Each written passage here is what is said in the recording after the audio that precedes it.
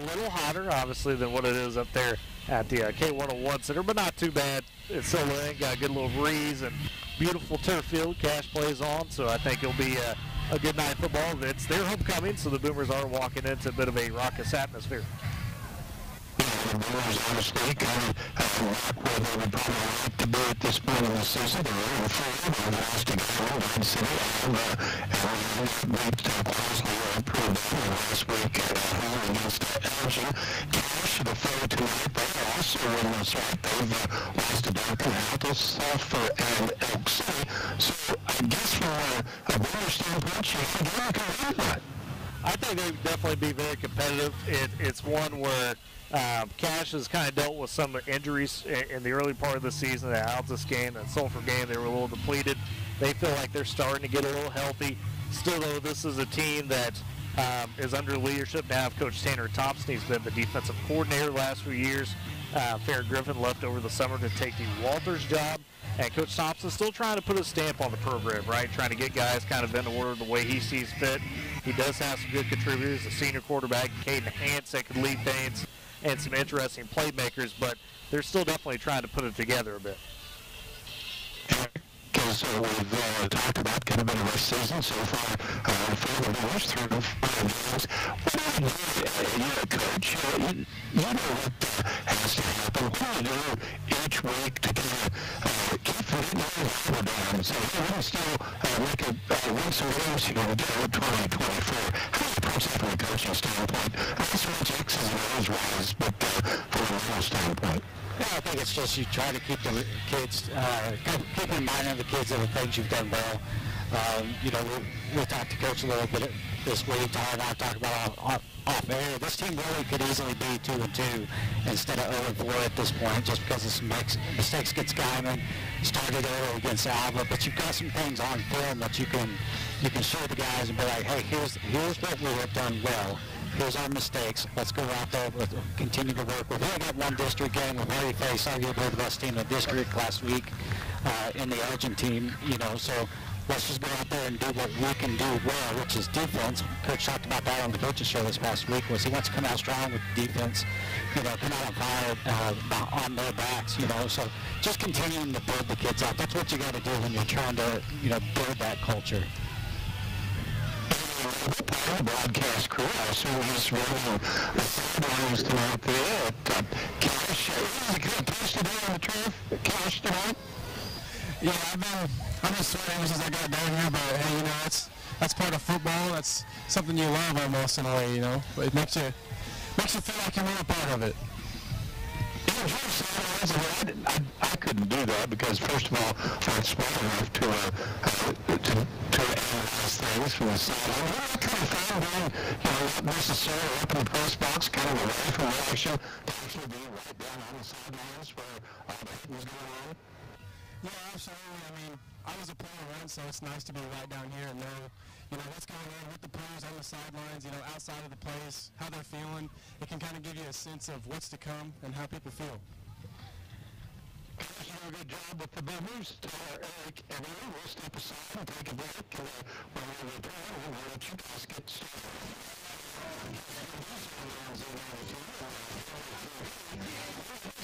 All Friday night.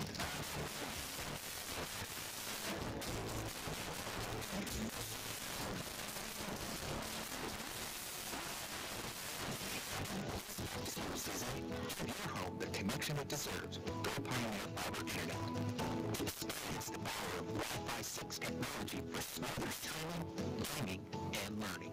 And with the Go Pioneer Smart Wi-Fi app, managing your home network is a breeze. Choose from multiple plans with symmetrical speeds for lightning fast uploads and downloads. Get your family store ready with Go Pioneer Fiber Internet. Sign up today at gopioneer.com.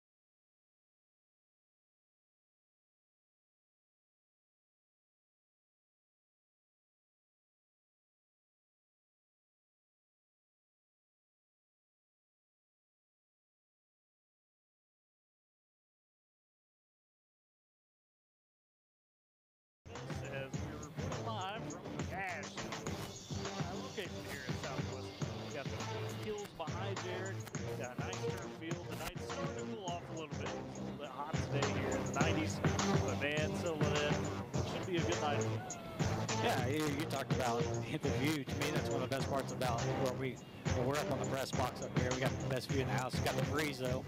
We talked a little bit. Quarterback and really strong, kind of leading the offensive side of the ball. Got some good seniors around him now. Oh, okay, all right. So we talked a little bit on K101 just before we came on the air over here on Z92 about how it's a little bit warmer down here. It's early October. Unfortunately, it was in the mid-90s down here. Got turf field, so it's a little bit warm, but it's going to still be a great night for football all around. It should be for sure, and two teams, as we just talked about with CJ, that are looking to get over the hump, right? You had a couple of close calls for both teams in the non-district. They weren't able to complete some of those games. For Cash, they roll in 0-4 just like the Boomers. They dropped their opening contest to Duncan, went on the road at Alta, so let that one kind of slip away. Did deal with some injuries, and were very depleted against Sulphur. That showed. And you come to district play last week against Oak City, and they showed a little moxie, showed a little fight, got out early in that game and led, but couldn't quite necessarily complete that one. So do you think we'll see more of that team against what we saw at Elk City, or is it kind of earlier in the district where they're struggling to get over some of those humps?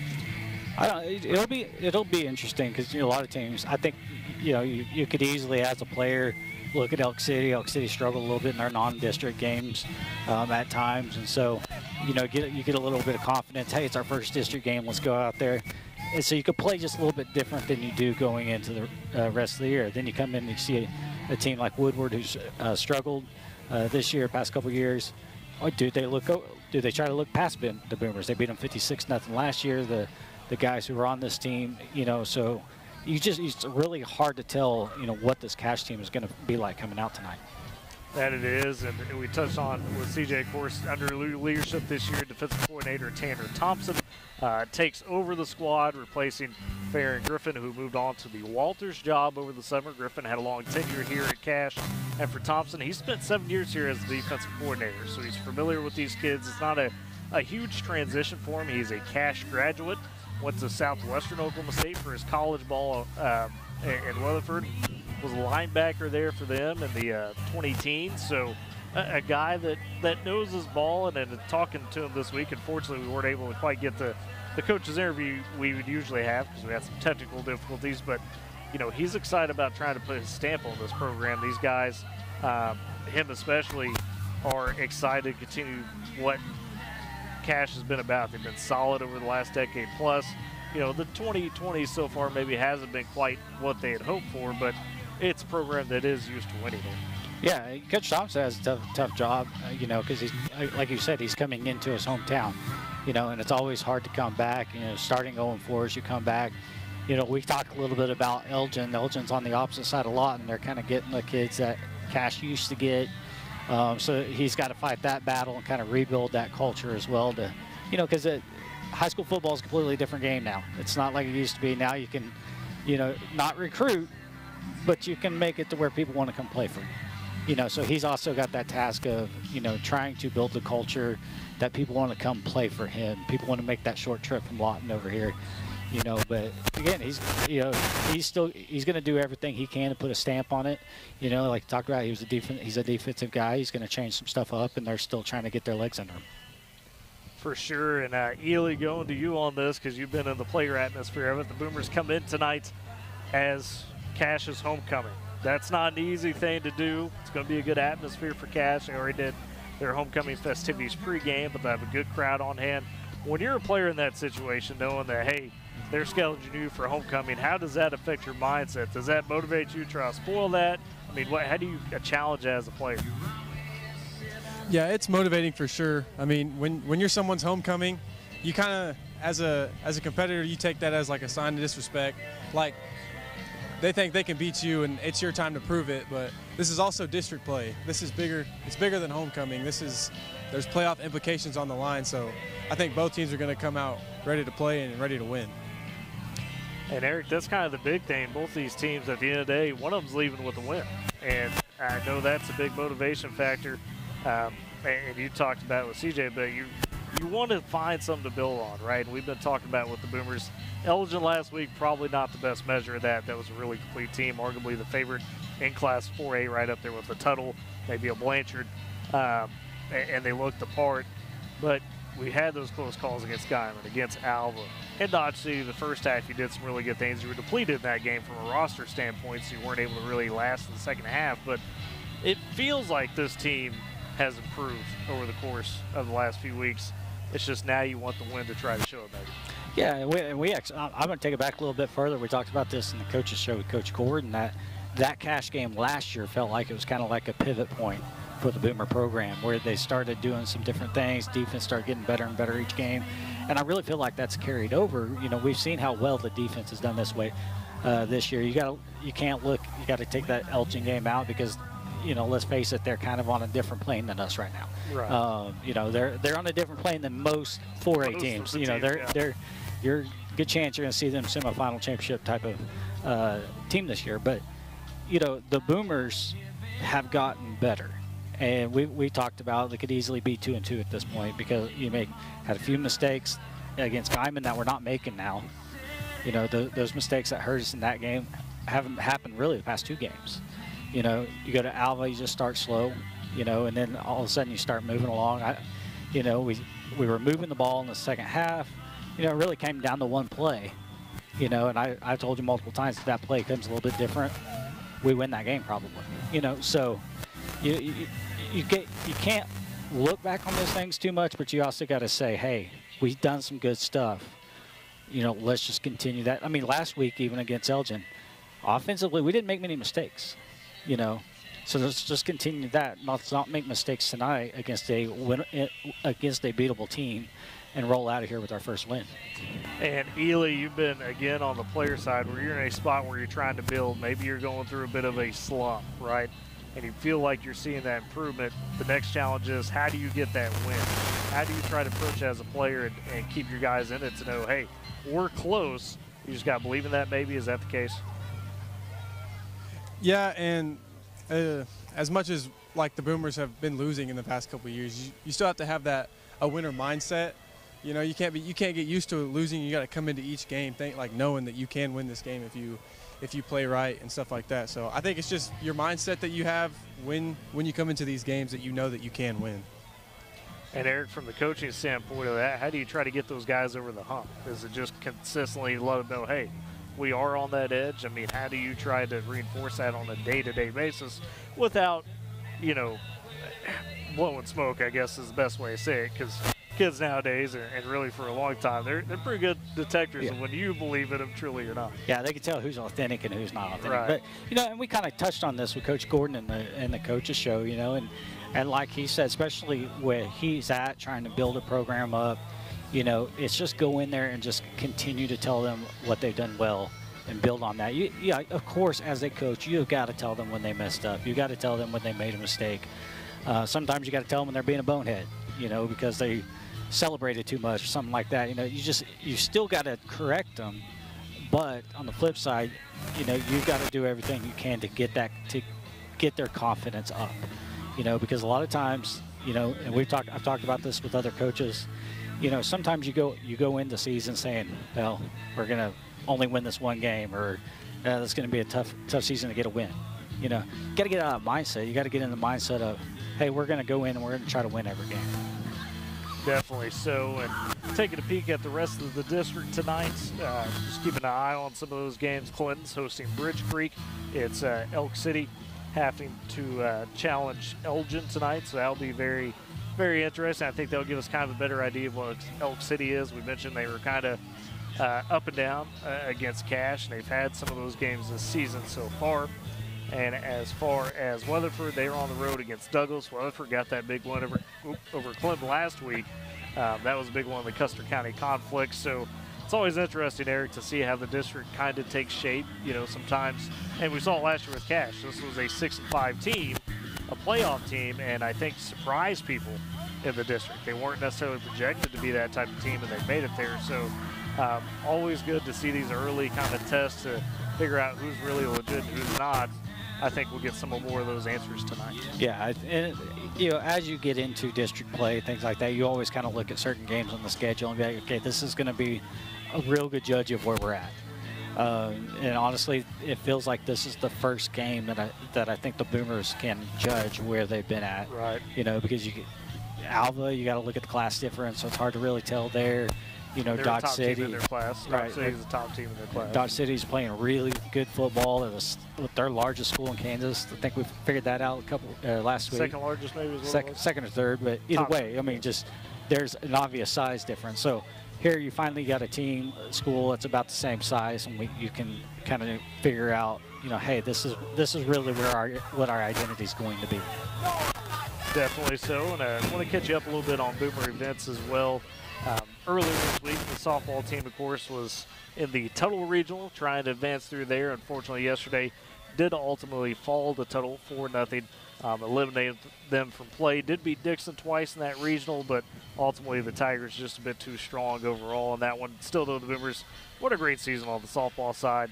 You finished with 20-plus wins yet again, back-to-back for Coach Dauphin and that, and you're going to miss some really good seniors in Bradley Douglas Fisher, Jordy Oakley, who was a one-year senior for us, but had tremendous impact on the team, I'd say. And then, you know, Zoe Roberts and Joella Wagner, those girls also would be very missed. But you're still going to bring back a lot of talent. I mean, you got Kaylee Mills coming back in the circle, Alan Friend as well. Those were your top two pitchers. You've got Lexi Mendel, Bailey Nelson. Nelson, a great defender, solid hitter as well. Mendel really is one of those that we've seen have the ability to pop off in the batter's box, and another good defender. And you just got a good crop behind him, Eric. So I think things are looking up for that softball squad to continue to build on their success. Yeah, absolutely. And you got a couple of young freshmen that were on the JV squad this year that very easily could have had an opportunity on varsity. It's just we had enough talent on the varsity level that they just couldn't get up there, you know. But, you know, we've got some athletes in the freshmen. We got some good 8th grade girls that have been playing together for a while coming up. So it's still the future is very bright for Coach Dauphin's program. That it is, and of course for the band, by the way, they'll be, if you want to catch them kind of up the road a little bit, they'll be performing at the Northwestern Homecoming Parade tomorrow morning in Alva. So if you're, you know, either making a long trip back from Cache, we do have a couple Boomer fans out there, not a bad little away crowd given the nearly 3-hour drive. Got a little pep band, but if you want to go see the Boomer band marching that parade, ought to be all fun. We'll be there with the K101 Cruiser. I think Ely's trying to divide a drive. I don't know if I'm going to allow that. I'm kind of afraid of that. He got some earlier blessing. We'll see if that stands. So Ely may be driving the cart, so pray for us on that. And then, Eric, you might join us. So, and as I say that, we've got the national anthem coming up from the Elgin Band, so we'll carry that for you.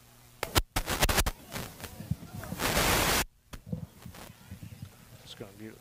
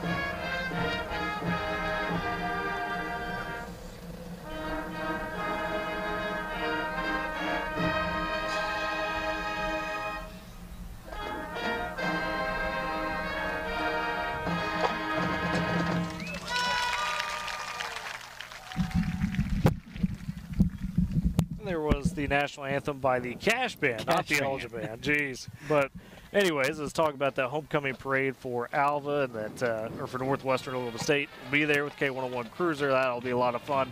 And right now, we mentioned Zoe Roberts on the softball team. She's competing in the Miss Northwestern pageant and is in a good field of competitors there. But Woodward's really had an advantage, it seems like, the last decade or so in that contest. So good luck to Zoe tonight to try to be able to take Miss Northwestern. Yeah, she made top 5 after last night's, I guess you can say, performance. And they did talent and all that kind of stuff last night. So, you know, Zoe's looking good. As soon as she won Miss Woodward, I told people she's going to win Miss Northwestern. or Miss Cinderella, not Miss North. Maybe she'll win Miss Northwestern at some point. Because I tried to recruit her to go to school up there. Oh, okay. You know, so I'm still going to push harder. But still, yeah, so. There you go. That ought to be a lot of fun for sure. And if you're K101, of course, Friday Night Quick Scores has a little bit extra of that Northwestern coverage with some of those homecoming festivities. So that will be pretty good. And yes, we did have cross country on this week as well in the coaches show, and they'll be heading to OBA. They'll be headed to Enid for a meet tomorrow as well. So definitely support them. A team that Eric seems really motivated on both sides to continue to grow and improve. They both made state last year. They're eager not only to get back there, but to succeed at a high level at state, it seems. Yeah, I've been really impressed talking with the cross-country runners and Coach Custer during the coaches shows, and you know, just how they're motivated. They're all talking about discipline and not just doing things on the course, but doing things well in the classroom and all that kind of stuff. So, you know, that just shows you the kind of student athletes we have at Woodward. Eric, Sealing State Bank, they've now got a branch in Woodward, the new location, 2314 Williams Avenue. Sealing State Bank Woodward branch offers full-service banking, including personal checking, savings, home and commercial loans, mobile and online banking, wire transfers, and much more.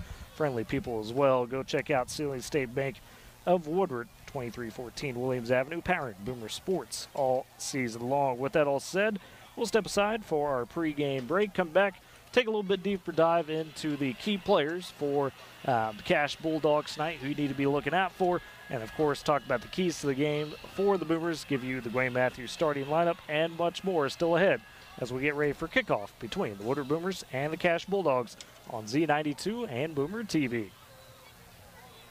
Every family has a story filled with chapters of love, laughter, and dreams for the future. Who can solve this equation? Ooh! Me. Anyone else? Fine. Jake from State Farm. Again.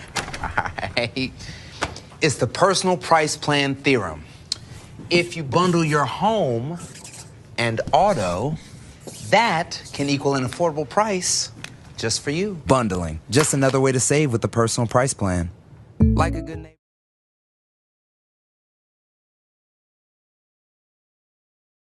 Between the Woodward Boomers, Cash Bulldogs tonight here in Cash. Beautiful sunset coming our way as both teams continue to get prepared.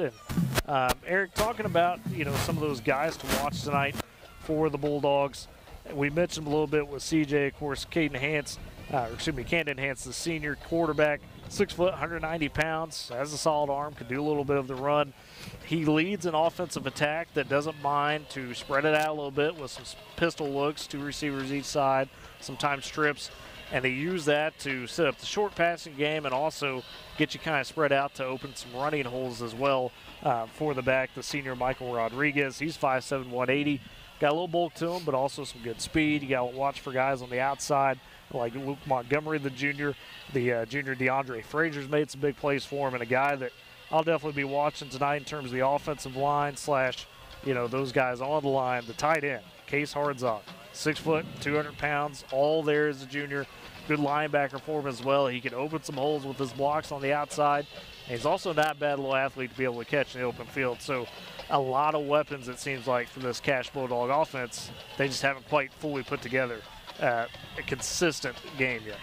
Yeah, they have, you know, but, you know, hopefully, you know, the good thing about, you know, the Boomers is their defense. The way the defense is played, you know, all year. I mean, you could arguably say there were points even last week against Elgin where, you know, they did some things well, you know, and so, you know, I like the way a spread offense is set up for the Boomer defense.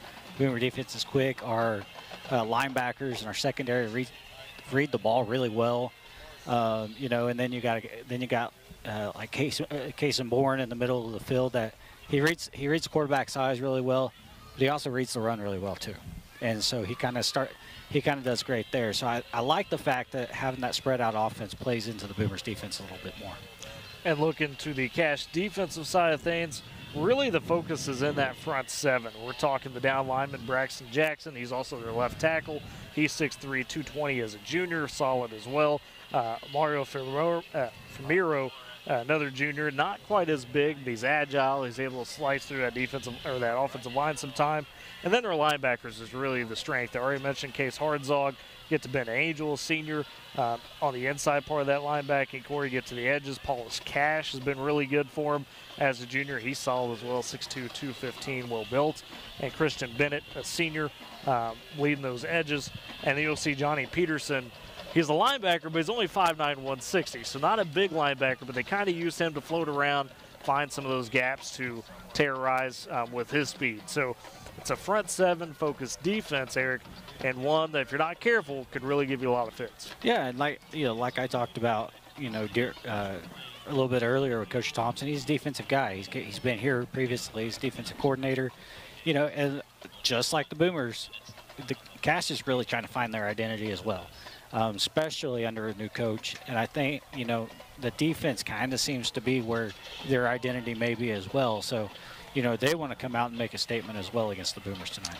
That they do for sure. As we get to our Dwayne Matthews State Farm agent starting lineups for the Boomers, as far as some additions, I guess you could say, back in the lineup where guys still exempt. We believe Zayla Flores back in this week.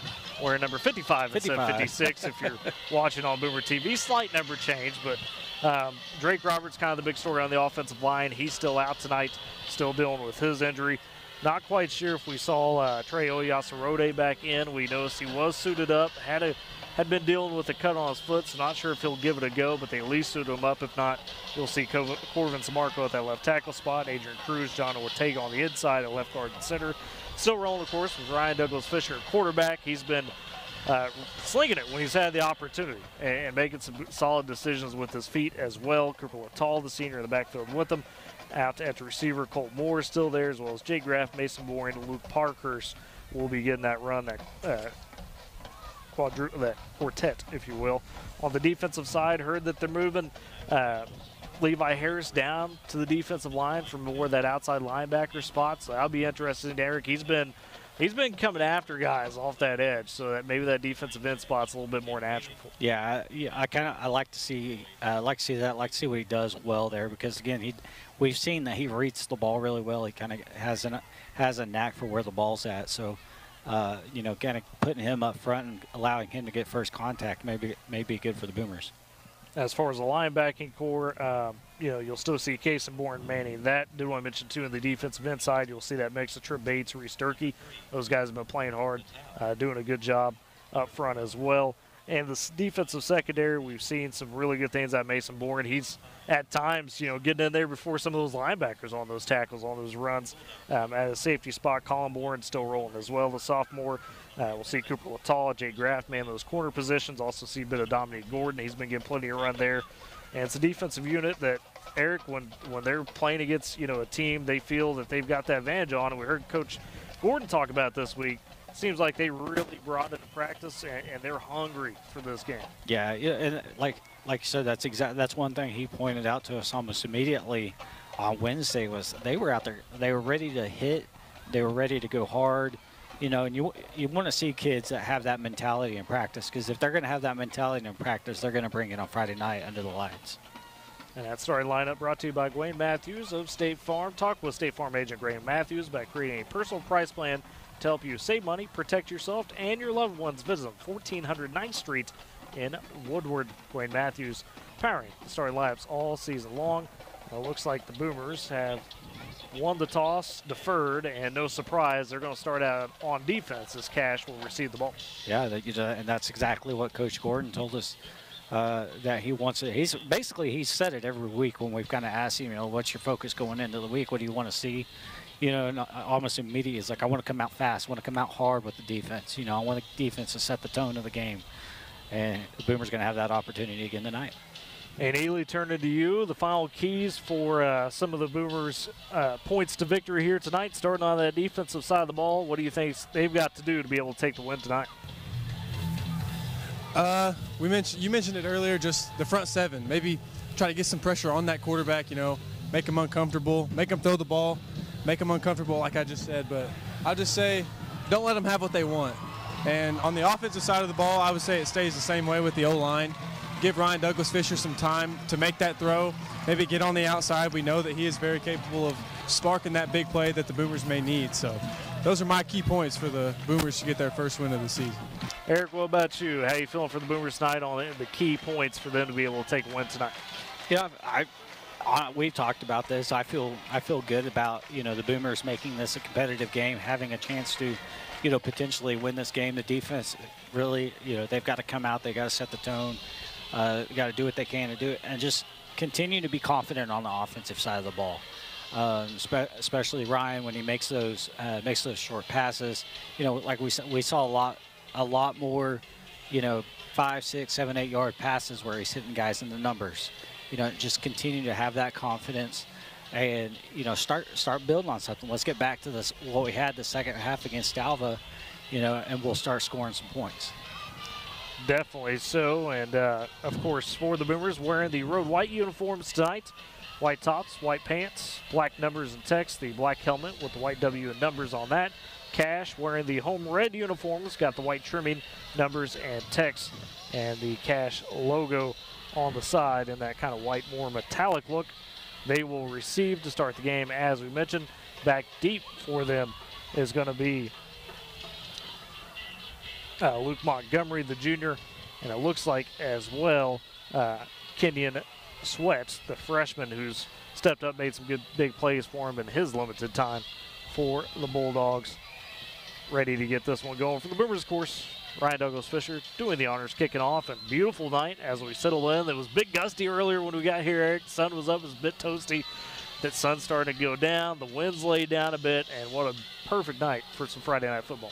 Yeah, I will say it's probably a little bit warmer down there on the field. If you even look at the American flag, it's setting still, but we got a little bit of a breeze and the flags up here in the stands, but it's not nearly as hot as it was when we first got here, so it's a great night for football still.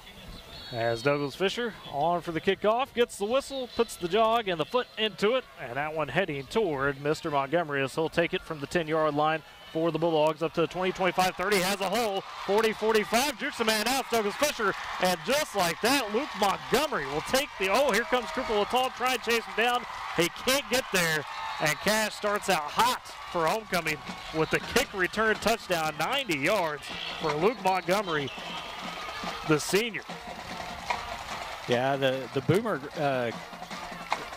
coverage team really kind of spread out, trying to push him back to the center of the field. Unfortunately, they weren't able to collapse the hole that really they created themselves. They weren't able to collapse back in there before he busted through.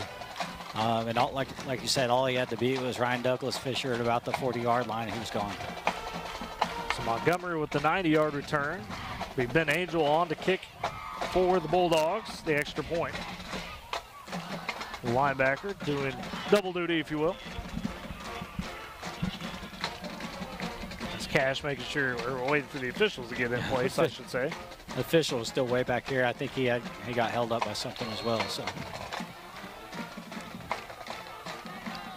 Angel for the extra point. Ball down, kick in the air. That one a bit wobbly, and it made it just barely. I couldn't tell. That was kind of a not clean kick by Angel, but nonetheless, Cash does make the extra point. They take the 7-0 lead on the very first play of the game. 90-yard kick return by Luke Montgomery. And, Coach Gordon wanted these guys to start fast for the Boomers, so now, Eric, you got to find a way to answer back here. Yeah, it really puts the pressure on the Boomer offense now because, if you go, really 3 and out real fast, and give them good field position, hopefully defense can step up, but if they can't step up, then you're in a pretty good hole early on, so the Boomer, I'd like to see the Boomer offense be able to move the ball, even if we don't score, be able to move the ball downfield a little bit. If we do have to punt it, get them back down on back on their end of the field with bad field position. Of course, for the Boomers to return it will be Cooper Latal on the left hash on your screen if you're watching on Boomer TV, nearest to us, and on the far side where the right hash will be Colt Moore, yeah. So they're backed up to about the 5. Angel, as we mentioned, the wind not really a factor on the field right now. And he didn't have the most solid kick on the extra point, so be ready if you're the Boomers kind of further up the field for a sky kick.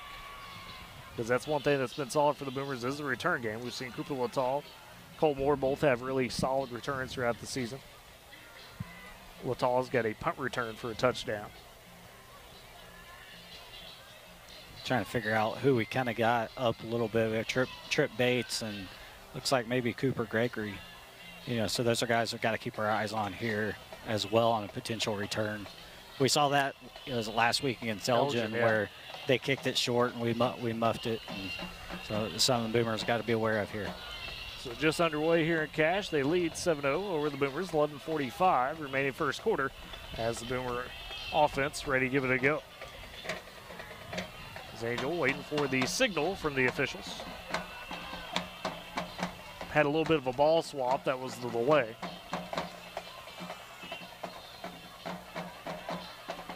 A decent Boomer crowd out tonight, as mentioned, for the long trip. Bit of a pep band over there as well. The Boomer cheerleaders and dance team.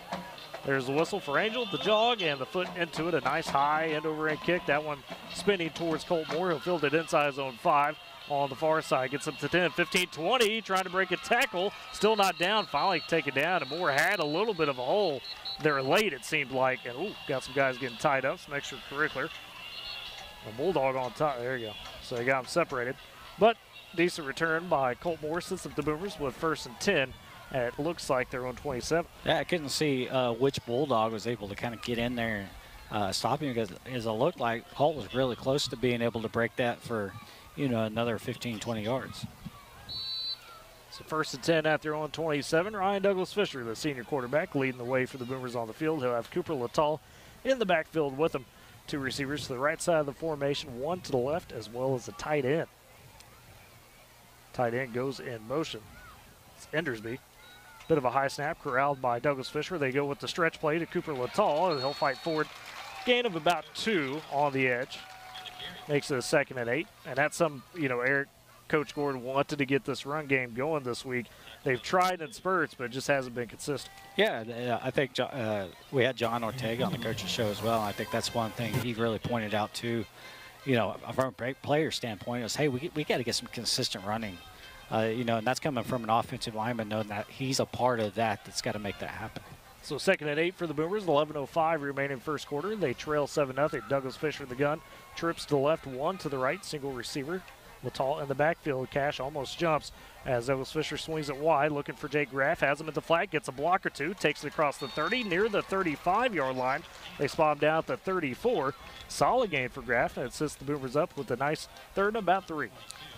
You know, it was kind of a high throw. Fortunately, Jake was able to get up, get that. We've talked about his athleticism that he has, you know, so he was able to get that immediately, turned up the field. He didn't wait, didn't try to do too much, he just took what he could get. 3rd and 3 for the Boomers, 10:25 remaining first quarter, trying to get their first down of the game. Douglas Fisher in the pistol. 2 receivers to the right side, 1 to the left, as well as the tight end that motions over to that side. In the backfield will be Littall. Play clock's down to 7. 5 now as they try to get the play. Gets sold in with 3 on the play clock. Snap again a bit high. Has faked the handoff to Douglas Fisher. Bit of a broken play, and he's going to get gobbled up in the backfield as Cash erases the gain from 2nd down and forces a 4th and 8. And a bit of a broken play, Eric, on the high snap. Yeah, I think the high snap was what really, you know, caused that to break down, because it looked like it was probably a called run all the way, you know, but unfortunately, because Ryan had to go up, you know, his momentum was not going where he wanted it to go, and that allowed Cash to get in the backfield and wrap him up.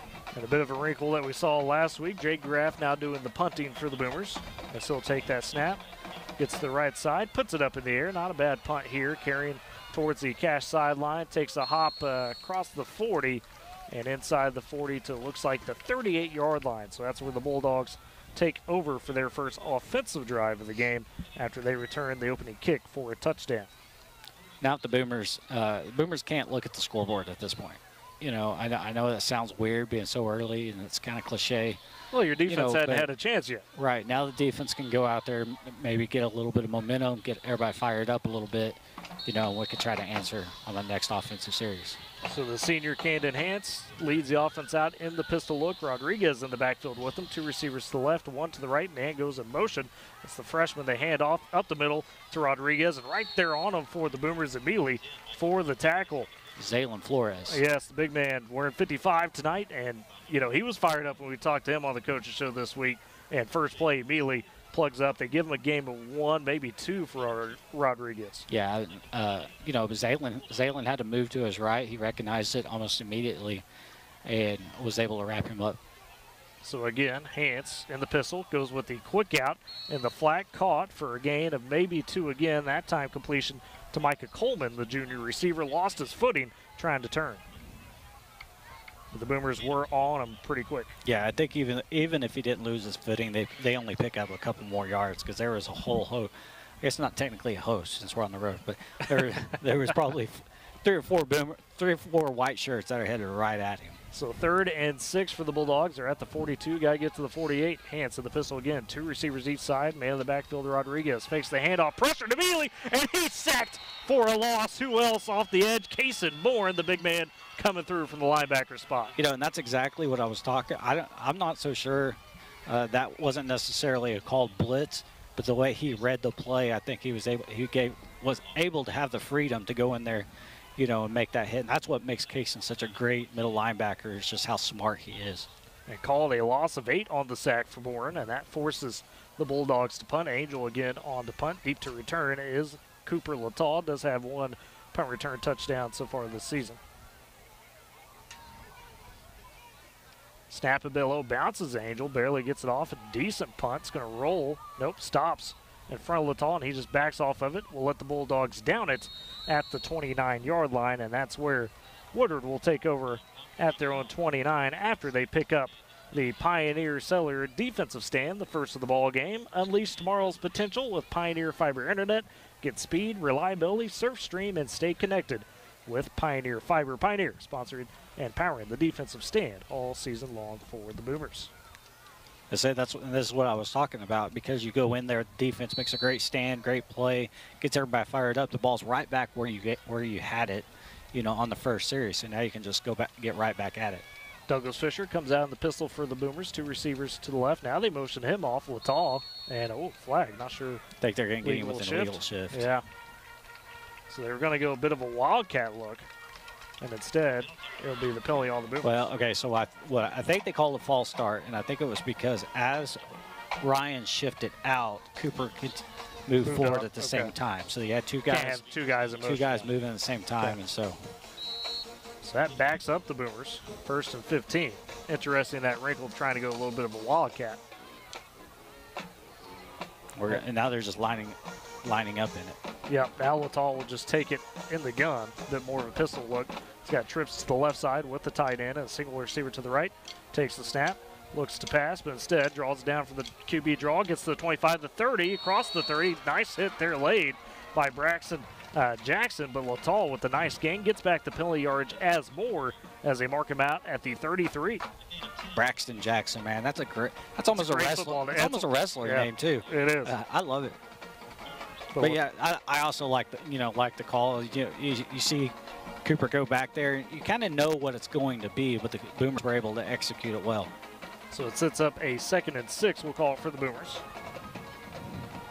It's a gain of 9 on the play. In the gun now, Douglas Fisher again. 2 receivers to the left, 1 to the right. Lataw in the backfield. Douglas Fisher looking for the one-on-one to Colt Moore down the sideline. That one tipped away. Moore caught it, but he's out of bounds. Great defense by Cash for Micah Coleman, the junior. Just got a hand on it to knock it away. Yeah, and unfortunately, I think the ball was a little bit too far out of bounds. I think if Colt would have went up for it, he still would have come down out of bounds. But, it's something we haven't seen many times as the Boomers go downfield like that. So, again, you can tell that they're getting a little bit of the coaching staff is getting more confidence in this offense, that they're allowing different things to happen. Tried to take that shot. Sets up a 3rd and 6 for Woodward. Got to get to the 39-yard line. As Douglas Fisher in the gun, trips to the left, 1 to the right. Douglas Fisher looking to the right side, floats another pass up for a man. It's Jay Graff over the middle. He's got it across the 50, down to the 45 for the Boomers in catch territory.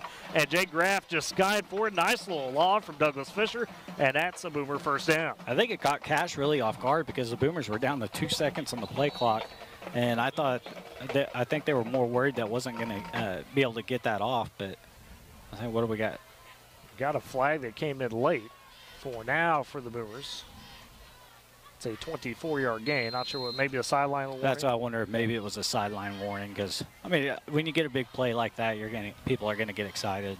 So sideline warning will call it. Boomers at the 44-yard line after the 24-yard pass. 1st and 10 in Cash territory for the first time today. Douglas Fisher in the gun. 2 receivers to the right, 1 to the left. Latal in the backfield. They hand it off to him, looking for the stretch play. Finds a little bit of a hole to the 40. Breaks the tackle. Breaks another one. The 30 down to the 25-yard line. Cooper Latal shucking defenders and get the Boomers near the red zone.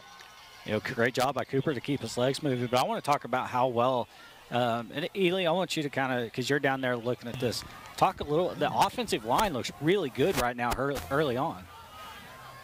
Yeah, I mean they've gotten the quarterback some time. They've seen some passes get completed, and it's opening up the run game too. So like we talked about in the pregame, the offensive line is doing their job, and it's showing here on this drive.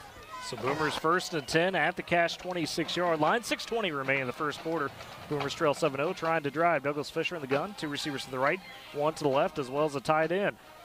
Fisher rolls to the left side, looking for the one-on-one, and some hands there, and a flag comes in late. And I think Colt Moore drew the defensive pass interference.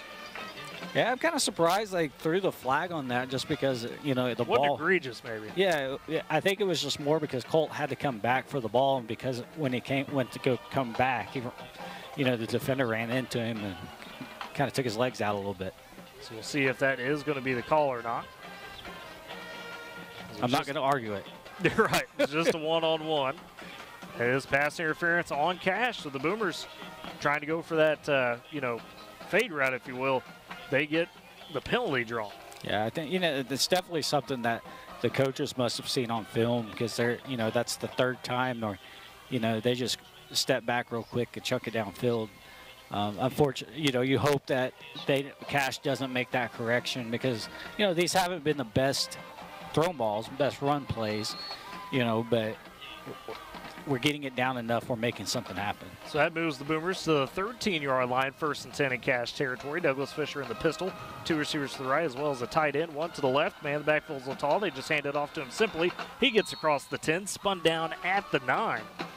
So not a bad little gain, about 4 yards on 1st down for the Boomers. And that's, Eric, that's what we've been wanting to see from the run game. Doesn't have to be big. Just those 4 or 5-yard carries. You do that, that frees up a lot in the passing game as well. Yeah, exactly. And like we talked about, play before, was the offensive line. They're just creating opportunities for this run game, and like Ely said, that's going to allow us to throw the ball a little bit better. 5:30 to go in the first quarter. Boomers in the red zone in Cash territory. Snap to Douglas Fisher, looking for the one-on-one route. Almost throws a pick as he was looking for Colt Moore, and that wasn't there. Micah Coleman was so surprised it was right in his hands. He just clapped it, dropped it. And I wonder if that was a little bit of a miscommunication too. I think Ryan thought that Colt was going to run more of a slant, come in a lot quicker than he did, because if he would have cut in, right, towards the middle of the field, he probably would have met the ball. Unfortunately, he was still going into the end zone, so I think that might have been a miscommunication. So 3rd and 6 for the Boomers from the Cash 9-yard line. Douglas Fisher back to pass, rolling to the right side, looking for a receiver, floats it to the goal line, just over the hands of Jay Graff. Couldn't haul it in, and that's an incompletion. Would have been right on the goal line. Brings up 4th down for the Boomers, and likely a field goal attempt here. Yeah, I think they're going to kick a field goal. Fortunately, I wouldn't have a problem going for it. You've got them backed up so far, the way your defense, played on their on Cash's first offensive series.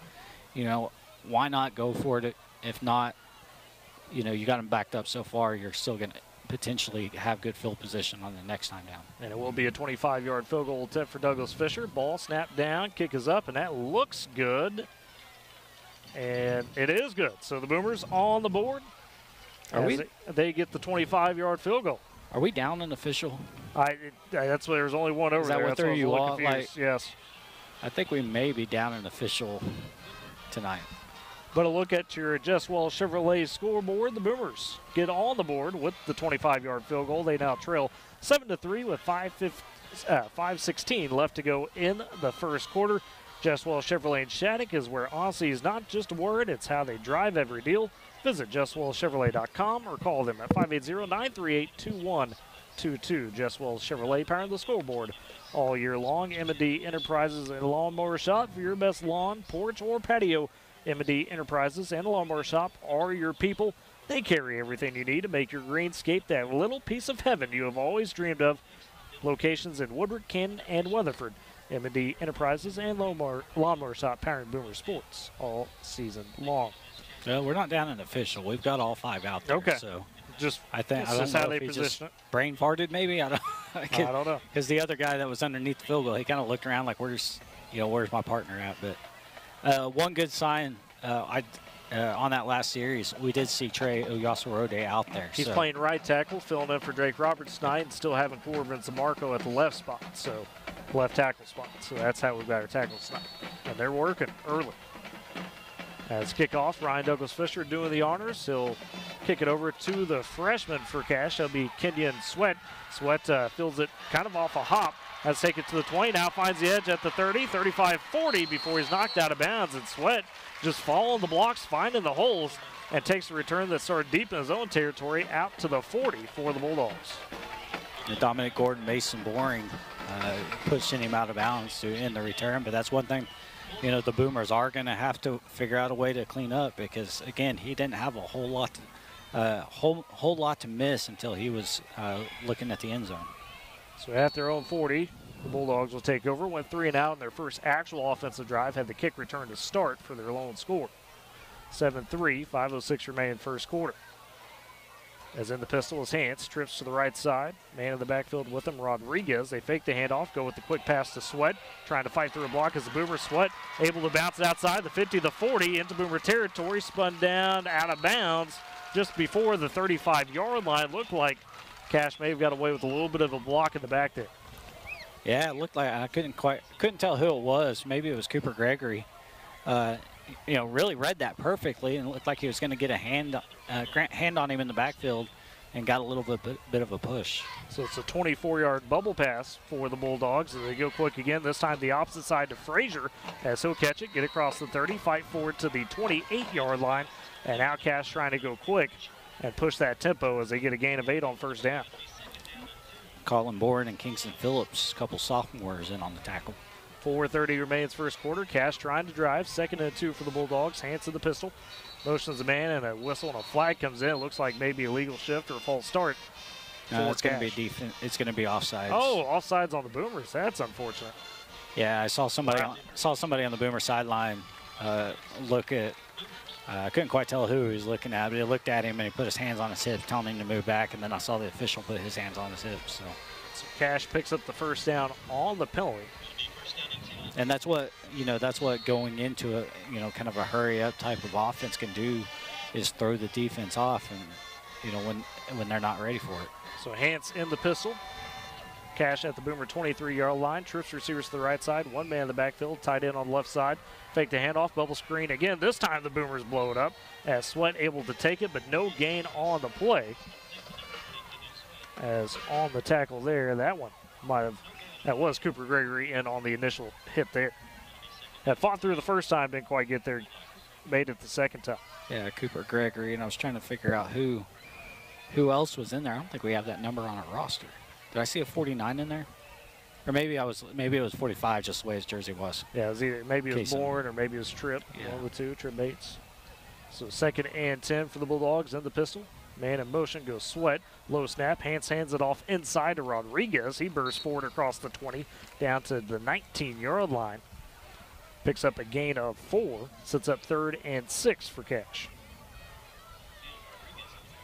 Levi Harrison was one of the Boomers in there on the tackle. 3:15 remains first quarter. Cash still holds the 7-3 lead over Woodward. Trying to drive and extend that lead over the Bulldogs. Now they slow it down a bit after going hurry up. Getting the signals from Coach Thompson and the crew.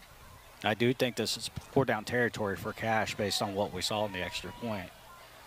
So Hans in the pistol, trips to the right side. Man in the backfield with him, Rodriguez. One tight end to the left. Hans again, the handoff to Rodriguez. The Boomers all over him from the backside. Tripp Bates able to fly in and make the tackle. Only a gain of a yard for Cash, brings up 4th and 5. Yeah, the Boomers, like what we've talked about almost every week, they do have a knack for the ball. They are a quick defense, and so when they're not trying to do too much, they do have, and Cash is kind of going out for a field goal now. So they are. Now we need a little bit of crow. So 36-yard attempt with 2:25 remaining first quarter on 4th and 5. Play clock down to 10. There's the snap, a bit low. Angel with the kick. Looks like it has the distance. Bounces off the post. No good. Oh, man. Caught the left post. Doinked out. So the Boomers come up with a Pioneer defensive stand. Wow. All right. And that was a much better looking field goal than what we saw. Right. That must have been kind of a, mistake that he made getting into the ball on that extra point. But, man, Boomers really lucked out. Yeah. Great defensive stand anyways to keep them to a field goal opportunity. Now I'd like to see the offense continue the momentum they had and move the ball back downfield. And they'll have it 1st and 10 at their own 20-yard line, will the Boomers. With 2:17 remaining first quarter, Woodward trails 7-3, but the defense has gotten 2 straight stops. Gave up that opening kick return. That was 90 yards, but other than that, have been stout. Boomer offense last time up went from their own 29 and wound up kicking a 25-yard field goal, good for Ryan Douglas Fisher. So be in the gun. 2 receivers to the left, 1 to the right. They try to hand off to Cooper Lataw and Braxton Jackson. All over him in the backfield. Jackson playing that in spot. We mentioned him, deadly, and he burst through. Yeah, Ely, did you down there? Did you feel like that was a busted player that just take too long for the Boomers for that to develop? Yeah, it was a little bit of a missed block by the offensive line, and like you said, the handoff took a little while to happen there. So a bit of a delay on the handoff. Calls that one. 2nd and 15 for Woodward. Minute 40 to go in the first quarter as they're backed up to their own 15.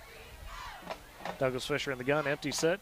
Trips to the left side, 1 to the right, tight end on the right side as well. Douglas Fisher back to pass, pulls it down, trying to get out of there. He's swarmed up, though, and taken down at the 10-yard line.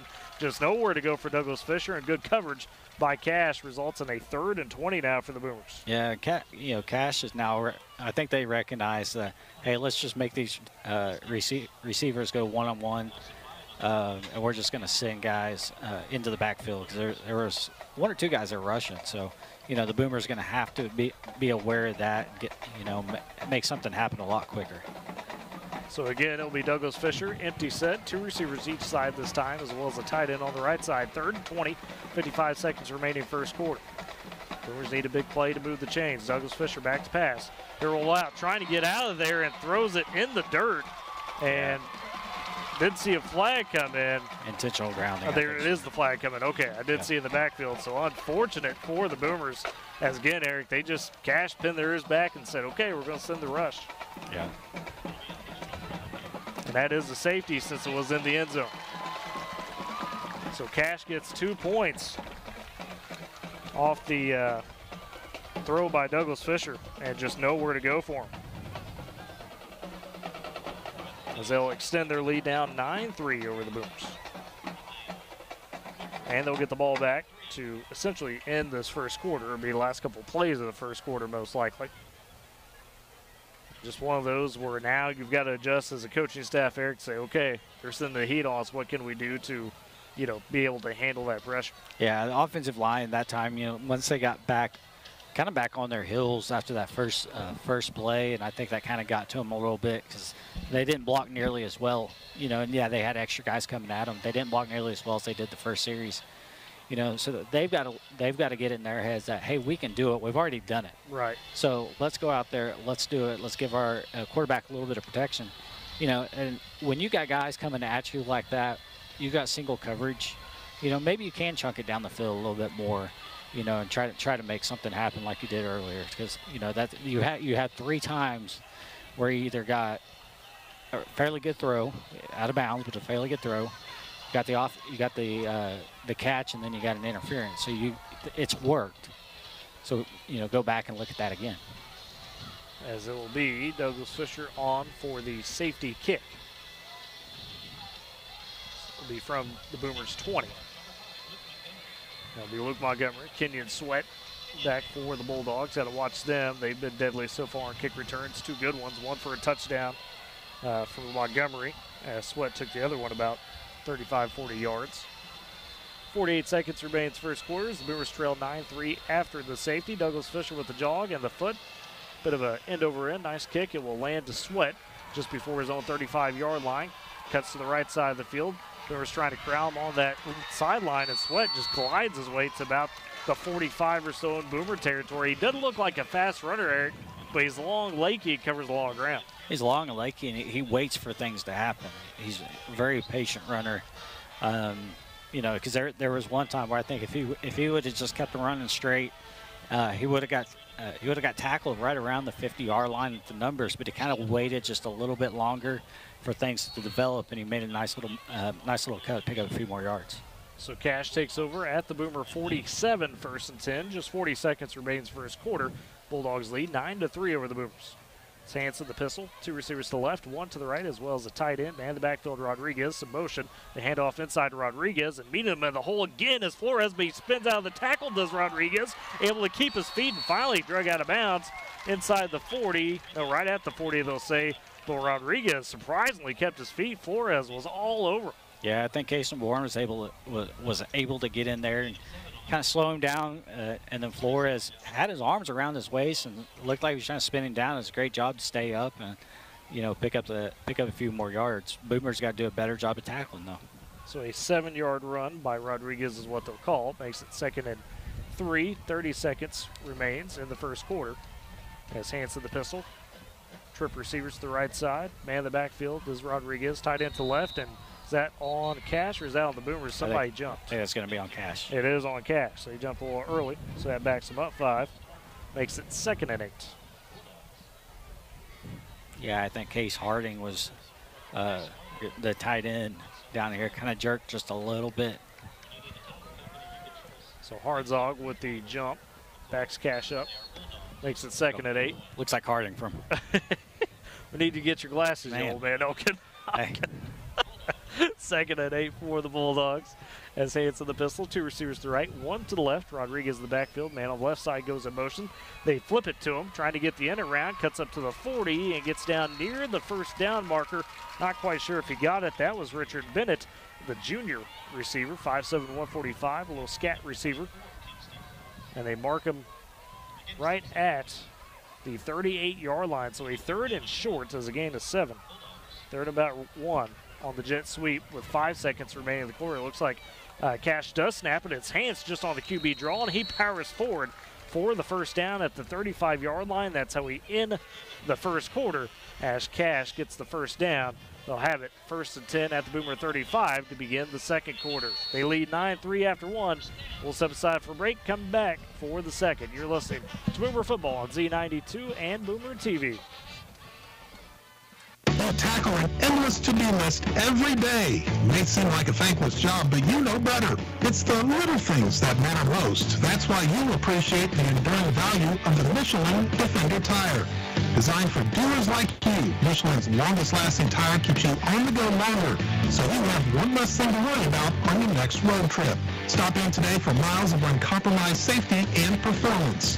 Visit your local Michelin dealer, High Plains Tire, at 2220 Main in Woodward. For more than a century, Bank of Western Oklahoma has stood by our communities, understanding the unique culture and values that make Western Oklahoma special.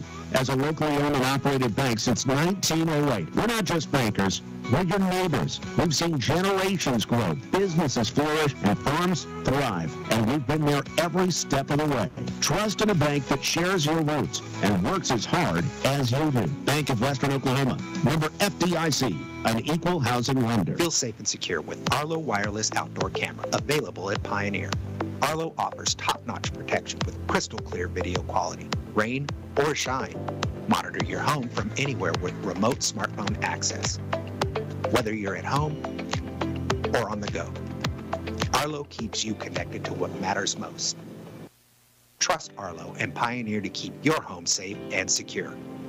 Visit GoPioneer.com to get your Arlo wireless cameras today.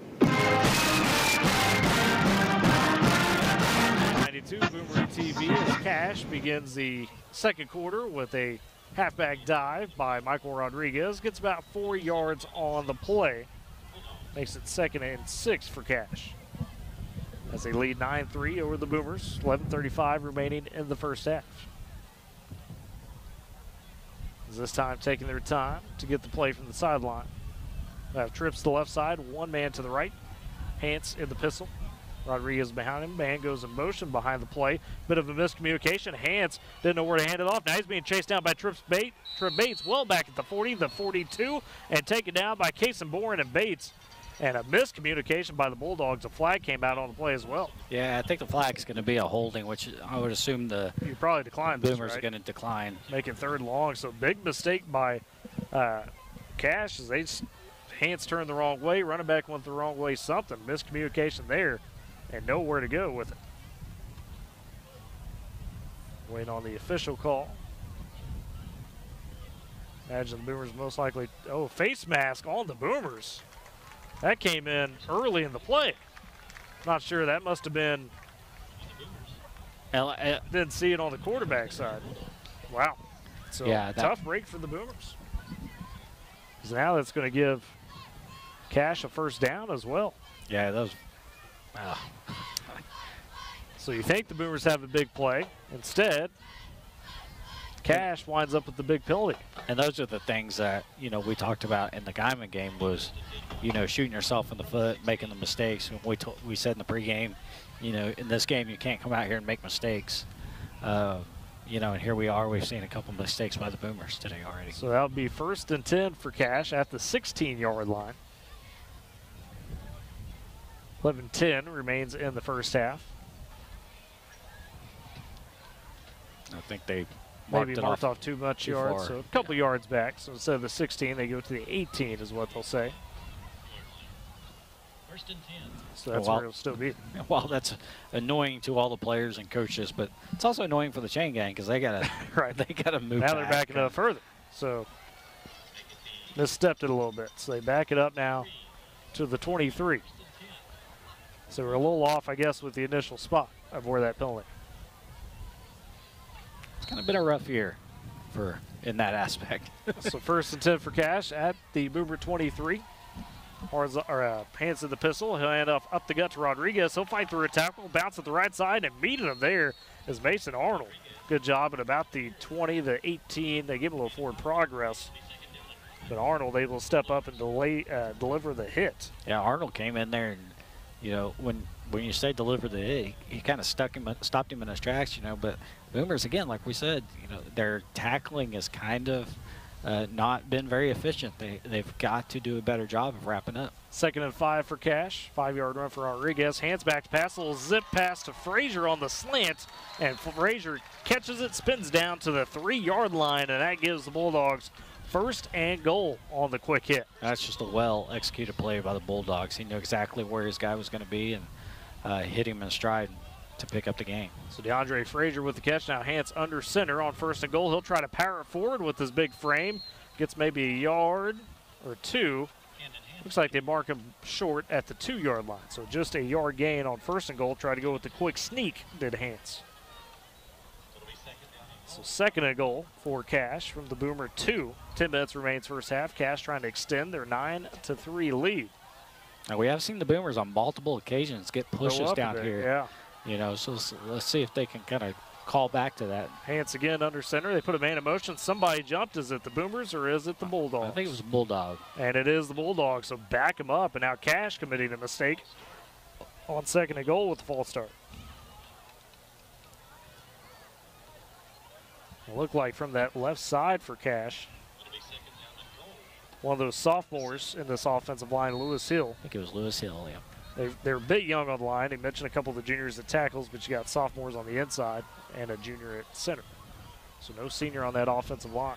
And that's one of those situations where that it's, the Boomers are going to try to get that push. You're trying to get up there as quick as possible. 2nd and goal from the 8. They pitch it to Rodriguez. Boomers on him initially. Trip Bates with the hands on him, and then pushing out of bounds is Flores as well as Cooper Gregory. So no gain, no gain at all. So 3rd and goal now from the 8 for Cash. And if anybody's watching on Boomer TV, I could actually see how, Tripp showed his strength on that time because he had a guy who was blocking him. He was starting to drive him back, reached out, and was able to slow down the ball carrier. And again, that's what we talk about with this Boomer defense is they have a knack for the ball, and they're going to try to do everything they can to get to the ball. 3rd and goal for Cash. 9 minutes remains in the half. They're trying to extend their 9-3 lead. Another quick slant to Frazier on the left side. Hauls it in, and a touchdown for Cash. It was just the quick step for Hance to deliver it to the left side to Frazier, who hauls it in for the 8-yard score. DeAndre Frazier just showed his numbers. And that's all it took with the one-on-one. So with 8:57 remaining in the first half, Cash extends their lead, gets their first offensive touchdown of the game. As Angel on to kick the extra point for the Bulldogs. And this one's solid, as it will be good.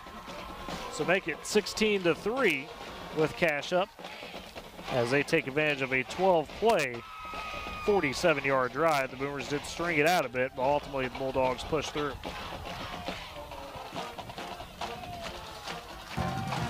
Ely, the Boomers, what are they going to have to do here on the offense to kind of get a little bit of momentum back?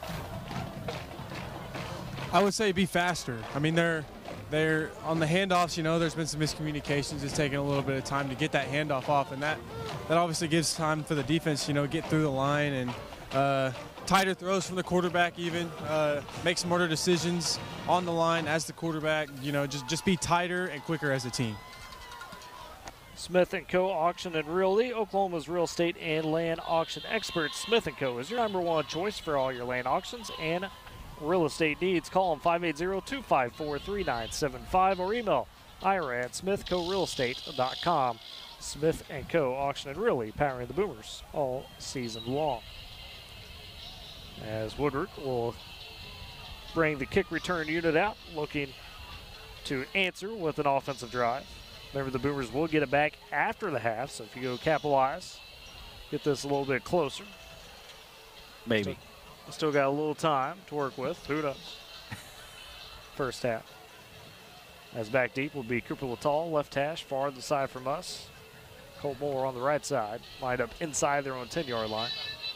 Angel on to kick off for the Bulldogs yet again. This time, maybe, if any, a slight negligible wind against him. Not much at all.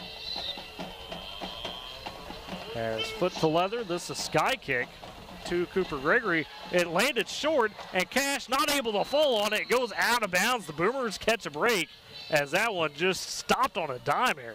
Cooper Gregory saw it, but thought it was going out of bounds, and it just stopped. Yeah, it just stopped. Luckily, when we talk about how close that was, Cash got a hand on it right as it went out of bounds. So the Boomers really dodged one there. They've got to let some of these little things like that get out of their heads, because I think that's kind of what happened on the last offensive series. We talked to Healy, and he talked about things being a little bit quicker. The offensive line, think about what you did on that first series and just get some confidence.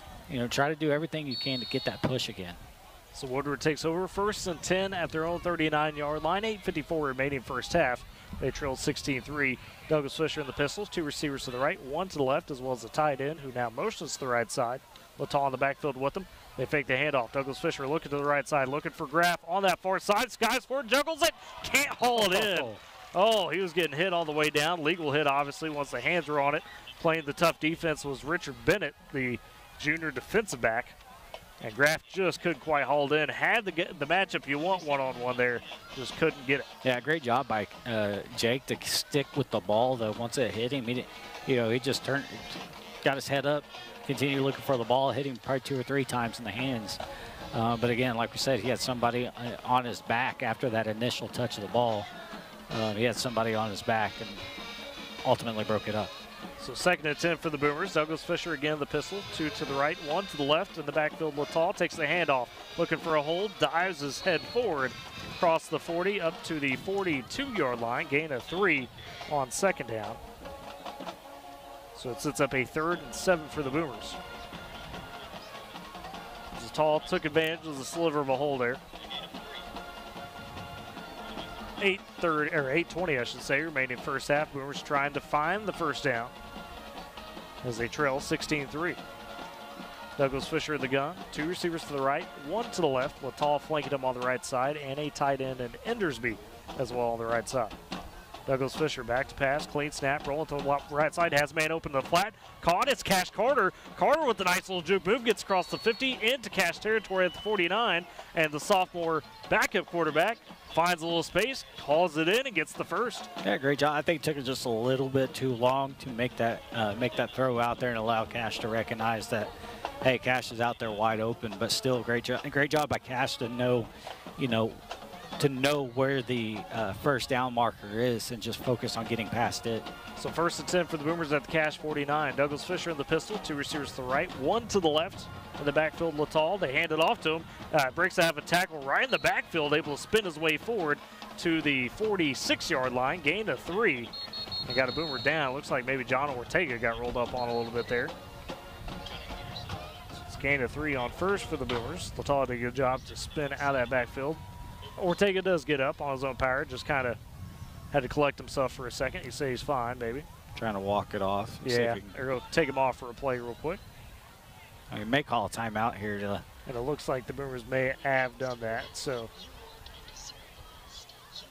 and that was a timeout, it looks like. So, Great Plains Bank, Heritage, Trust, Respect, those are the things that make Great Plains Bank great. Deep roots across Oklahoma and Texas, they are in touch with the communities in which their customers live and work. Great Plains Bank, powering Boomer sports all season long, as well as Compass Athletics. From sports equipment to championship trophies and everything in between, visit them 2024 Main Street in Woodward or call 580-256-7045. Compass Athletics, powering Boomer sports. And Eric, that's the last couple plays for the Boomers. You get the pass, you get the run, and you just want to see that flow. You want to see that consistency continue to show itself for Woodward in this game. Yeah, and again, the offensive line looks like they got a little bit of that confidence back. They look a little bit more like they did that first series, not like they did last series. They're starting to get a little bit of a push.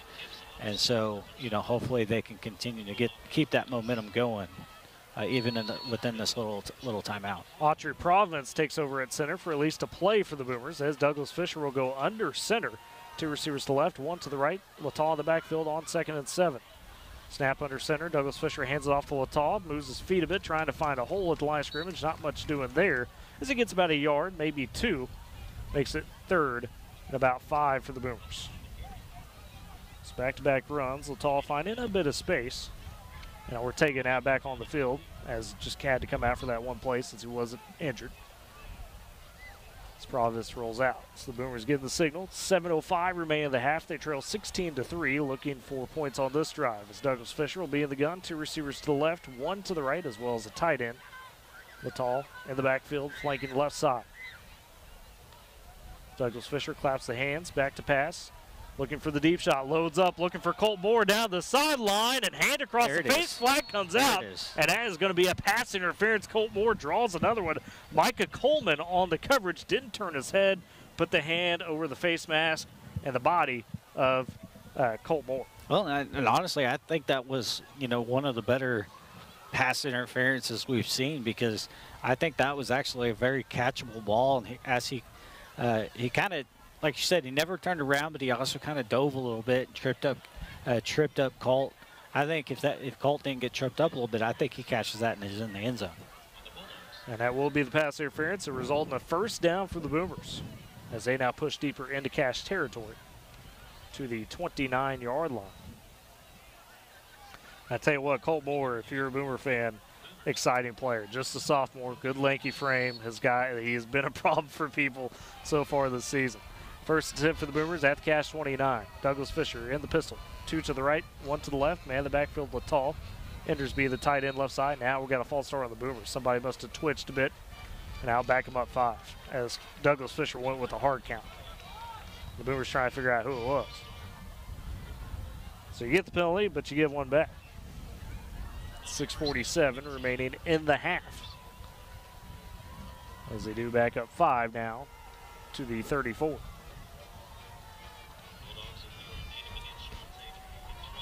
And here's the deal, the way, we talked a little bit about this, and this is what is allowing the Boomers to be able to do this. If you look at the Cash defense, they're pressing. They're all the way up on the line, which allows the Boomers, especially a guy like Colt, who's got some speed, Jake's got some speed. You know, if they can get that jump off the line, you know, and Ryan can get the ball downfield, we have an opportunity to go over the top. So first and 15 for the Boomers after the penalty. 2 receivers to the left, 1 to the right. Shotgun formation. Snap taken. Fakes the handoff. Douglas Fisher having to get out of trouble and just floats it over the middle. Nobody there. Incomplete. Was under immediate pressure on the play action pass. As in there was Luke Montgomery, the junior, from the edge. Brings up a 2nd and 15. That was one where maybe Douglas Fisher was trying to play action, roll out, find a deep shot, but just not enough time. Yeah, fortunately for Ryan, he threw it to where Colt was. Right. You know, Colt was still going downfield, so I think he was able to get away with, you know, not throwing the intentional ground. So 2nd and 15 for the Boomers. Douglas Fisher again in the gun. Back to pass. They go with the screen pass. Latal has some space underneath to the 30. Lowers his shoulder and spins down about the 28. Cooper not afraid of some contact there on that screen play. No, he wasn't. He took a shot, too. It's good to see, actually good to see him up walking well, because the way he initially went down, I was kind of like, oh, no, I hope that's not, you know, not a shot to the head that's going to cause issues. But he got up and started walking away, So you get 5, though, on the screen pass. 3rd and 10. Got to get to the 19-yard line. Clock shows 6 minutes and a half. Douglas Fisher in the gun by himself. Trips to the right side. 1 to the left, and Endersby on the left side. Another.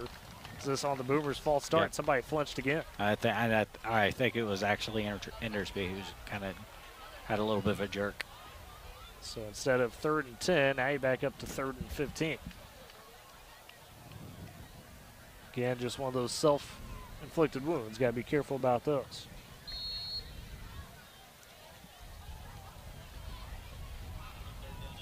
Not sure what the chain gang's doing because they don't have the stick, the marker. They're hanging out over there. They're hanging out.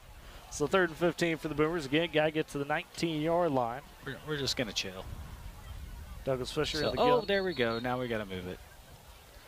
Yeah. Oh, timeout taken by the Boomers. Okay. So the Boomers will burn a timeout. Wanted to talk about it on 3rd and 15. R5 Custom Embroidery. When you work with R5, you can count on a quick, fun, and enjoyable process with results that consistently exceed your expectations. Go chat with their screen printing experts about customized apparel. Visit them at 817 Main Street in Woodward or call 580-256-3579.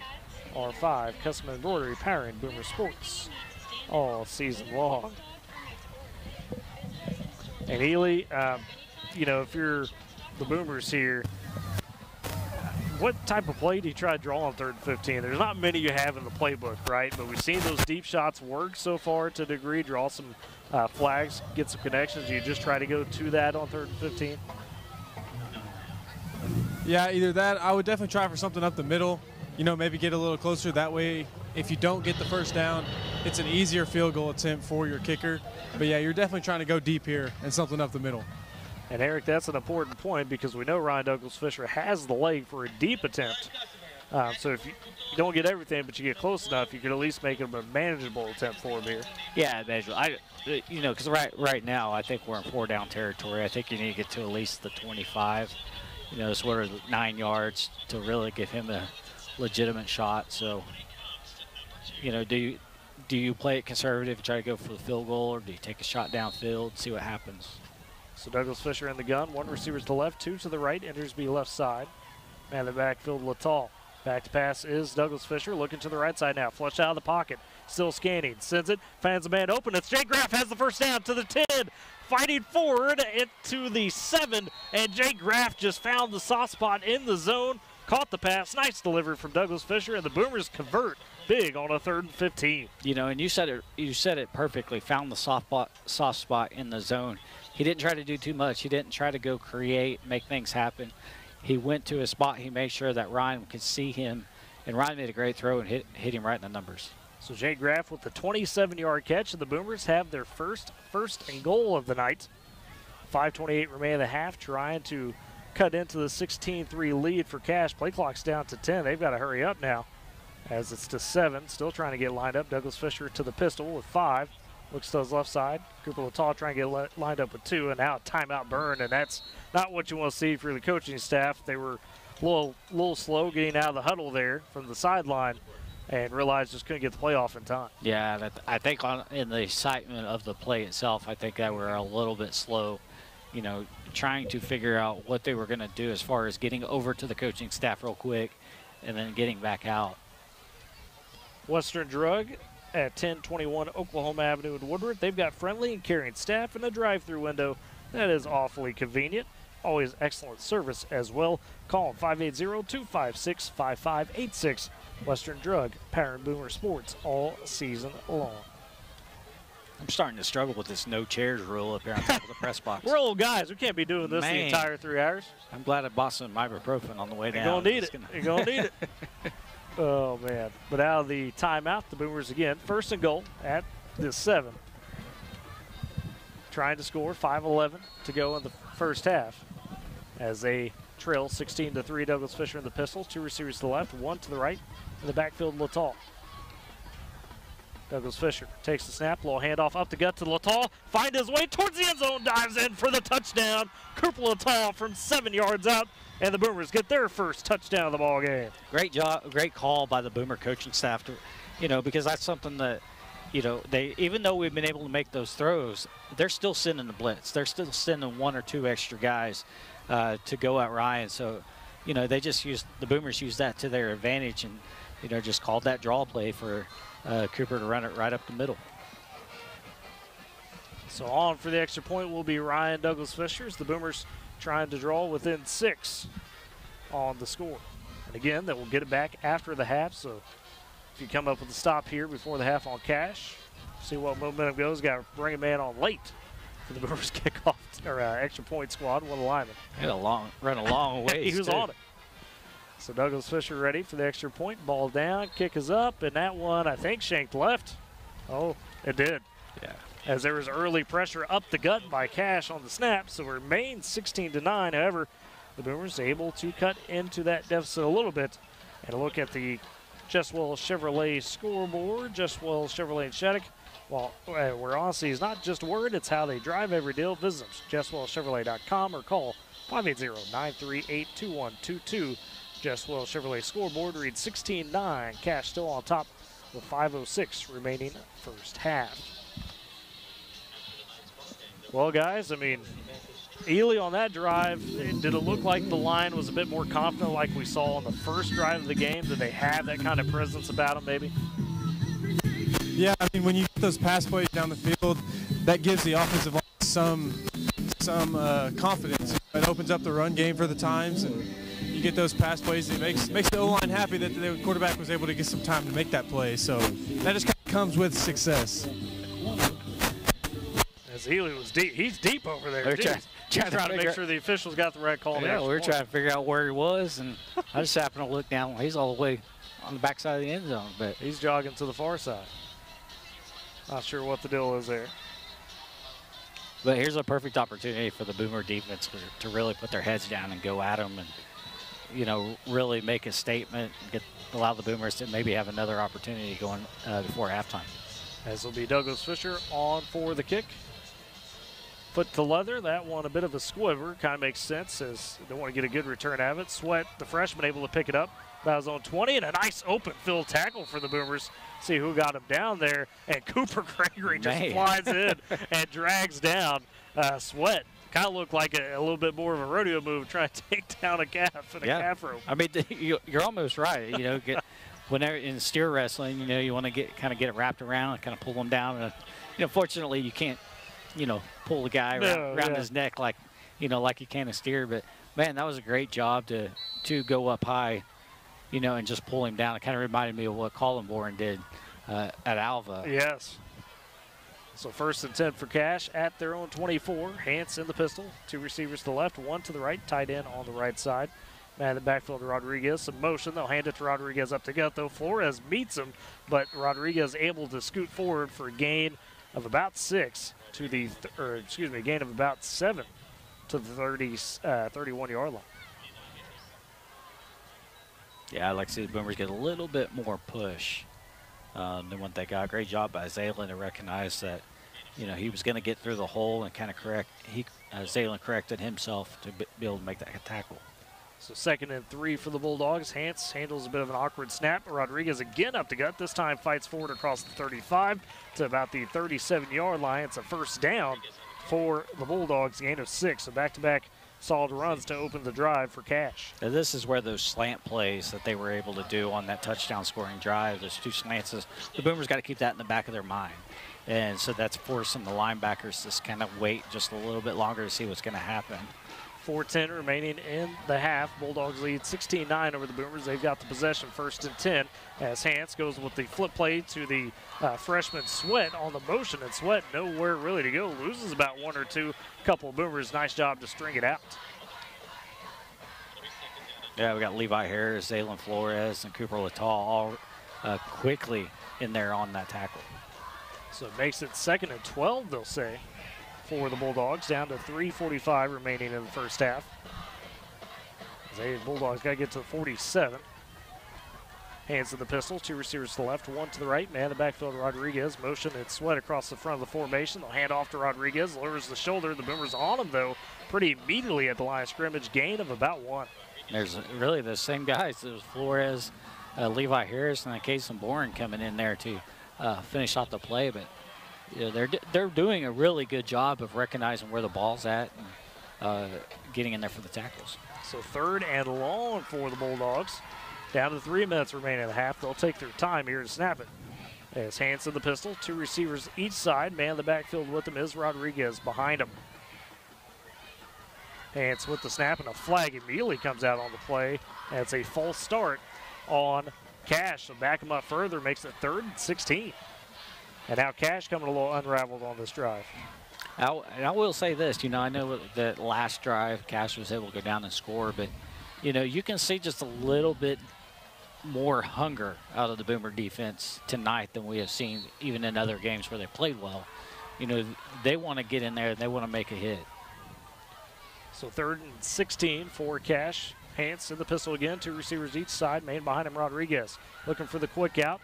Hits it to the sideline, gets Montgomery, and a nice hit laid there on the edge by Colin Bourne to eventually push him out. Mason Arnold also on the tackle as Montgomery does get up to the 40-yard line. Decent gain, but still results in a punt for Cash. And not only did the penalty back them up, but it also stopped the clock. But scoreboard has 1 timeout. I don't think the Boomers have any timeouts. I think they might still have 1 in the pocket, maybe 1. It kind of goes down to, did they call that timeout on the injury, or did they allow time to? So it was a 10-yard pass and total. The punt by Angel, a high one, not going very far. And it takes a Boomer bounce back towards the 50, and finally a Bulldogs falls on it at the Boomer 45, and that's where they will take over. It was R.J. Rivera, the junior, realizing that ball was going the wrong way for Cash and downed it. So Woodward takes over with the chance to go down, try to tie this before the half with 2:40 remaining. Well, like what I was saying is the timeout, you stop the clock, and then they tried to do everything they could to pick up what they could, but you know, they threw the ball to the sideline, and the Boomers able to get over there quickly, knock him out of bounds, stop the clock again. Saved at least, a solid minute or 2 at least, so you get an actual drive to work with here for the Boomers. This line trying to get their signals, a little confusion. They've got it now. Still playing on the play clock at 10. Douglas Fisher getting his signal. Down to 9. Now you've got to hurry a bit, fellas. 7 seconds. Douglas Fisher, 2 receivers each side stacked. Cooper Littall in the backfield. Douglas Fisher back to pass. Looking for a man deeper in the middle. Trying to find Littall. And just a bit behind him as Littall was on a go route from the backfield. And they just couldn't connect. Yeah, Ryan kind of threw that off his back foot. And I think if he was able to get a good throw off, you know, get a little bit more air under it, you know, that would have been a great connection. But, you know, it was a little bit underthrown ball. And, you know, luckily for the Boomers, it was just incomplete. It looked like Littall may have had a step as well. So 2nd and 10 for Woodward. Trip receivers to the left side, 1 to the right. Douglas Fisher back to pass again, looking one-on-one. Going for Colt Moore deep. Moore trying to catch over the back shoulder. He does at the 20-yard line. Wow. Colt Moore, what a catch. That was wow. I don't even know how he saw to make that catch, because it didn't look like he had his head all the way turned around. Literally, it looked like he was just kind of looking out of the corner of his, in his peripheral, you know, seeing the ball come in there. And that ball dropped right over his shoulder into his hands. That was a great job. And he got to one knee. They spot him at the 21, so a 34-yard gain for Woodward. Now plenty of time here in the red zone almost. As Douglas Fisher in the pistol, 2 receivers to the right, 1 to the left. Man the backfield, Lataw. 2:10 remains in the half. Handoff up the gut to Lataw. Finds some space, breaking a little tackle or two. Keeps the feet churning down to the 16-yard line. Nice 5-yard run for Lataw. But again, being able to recognize that, hey, they're starting to come up. They're starting to press. They're starting to blitz again. Let's try to go over the top. Let's try to open it up. They open it up. That allows Cooper to get a few yards up the middle. And again, they were bringing pressure, and Cooper was able to just get right by and pick up a few yards. And the tackles block it like a pass, so it sends those ends to the outside. Beautiful. 2nd and 5 for the Boomers at the Cash 16. Minute 30 remains first half. In the gun is Douglas Fisher. 2 receivers to the right side. Looks that way on the rollout. Still scanning. Has some time. Now picks up his feet. Goes to the sideline. Incomplete. Looking over in the area of maybe, could tell the number, maybe Graff. I think he was wanting to go to Jake. Jake kind of got tangled up between a couple of guys in the end zone, which didn't allow him to get to the corner, to the far side, near first pylon. So that brings up 3rd and 5 for the Boomers from the Cash 16. Got to get to about the 11-yard line. Austin Rowland has taken over in at tight end from Endersby. Douglas Fisher in the pistol. 2 receivers to the left, 1 to the right. Tight end on the right side. Behind Douglas Fisher is Lataw. 3rd and 5 for the Boomers. In motion goes Rowland. Snap to Douglas Fisher. Again, a handoff up to gut to Lataw. Has some space. Gets down to the 10-yard line. Got just enough for the first. Gain of 6. And again, Eric, just that simple dive paying dividends right now. Yeah, and I like the fact that Cooper is being very patient. He's not immediately getting the ball, rushing it up as quick as possible. He's getting the ball, but he's taking just enough time to see the field, and figure out which way he's got to go to pick up as many yards as possible, but not trying to do too much within that as well. So 1st and goal for Woodward. Minute 16 remains first half. Trying to tie this one up 16-all as they trail 16-9. Douglas Fisher in the pistol. 2 to the right, 1 to the left. In the backfield, Lataw. They'll hand it to him yet again. Lataw, this time not much room as he gets chopped down about the 9, maybe the 8-yard line. Nothing wrong with going back to the well if it's been working. And that's what the Boomers may be doing right here, because it looks like they're trying to stay within the middle of the field, is, hey, we're going to try to score, but we're going to keep it to where we're within field goal range. We kick the field goal, we get the ball to start the second half. Down to 45 seconds remain in the half. Douglas Fisher in the pistol, 2 to the right, 1 to the left. Fakes the handoff, looking quick on the goal line, caught by Colt Moore. Left side, that's a touchdown for the Boomers, and they have a chance to tie this one up. Perfect drive for Woodward. Great route by Colt to, get to a spot and allow Ryan to make a great throw to him for the touchdown. 7 plays, 55 yards for the Boomers, and Colt Moore all about it on that drive with the big catch and the touchdown reception. Now, if you get this extra point down, if you're Woodward, have a chance to tie it up with just 39 seconds left in the half.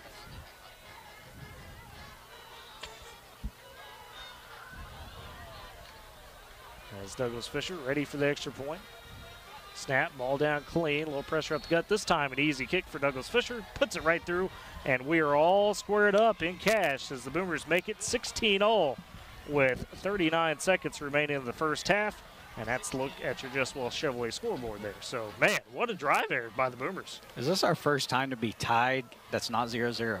I think so. I feel like it is, you know. So, hey, but again, the Boomers, even though we've shot ourselves in the foot a couple of times, they have done a great job of just saying, hey, we got to go out there and just do our thing.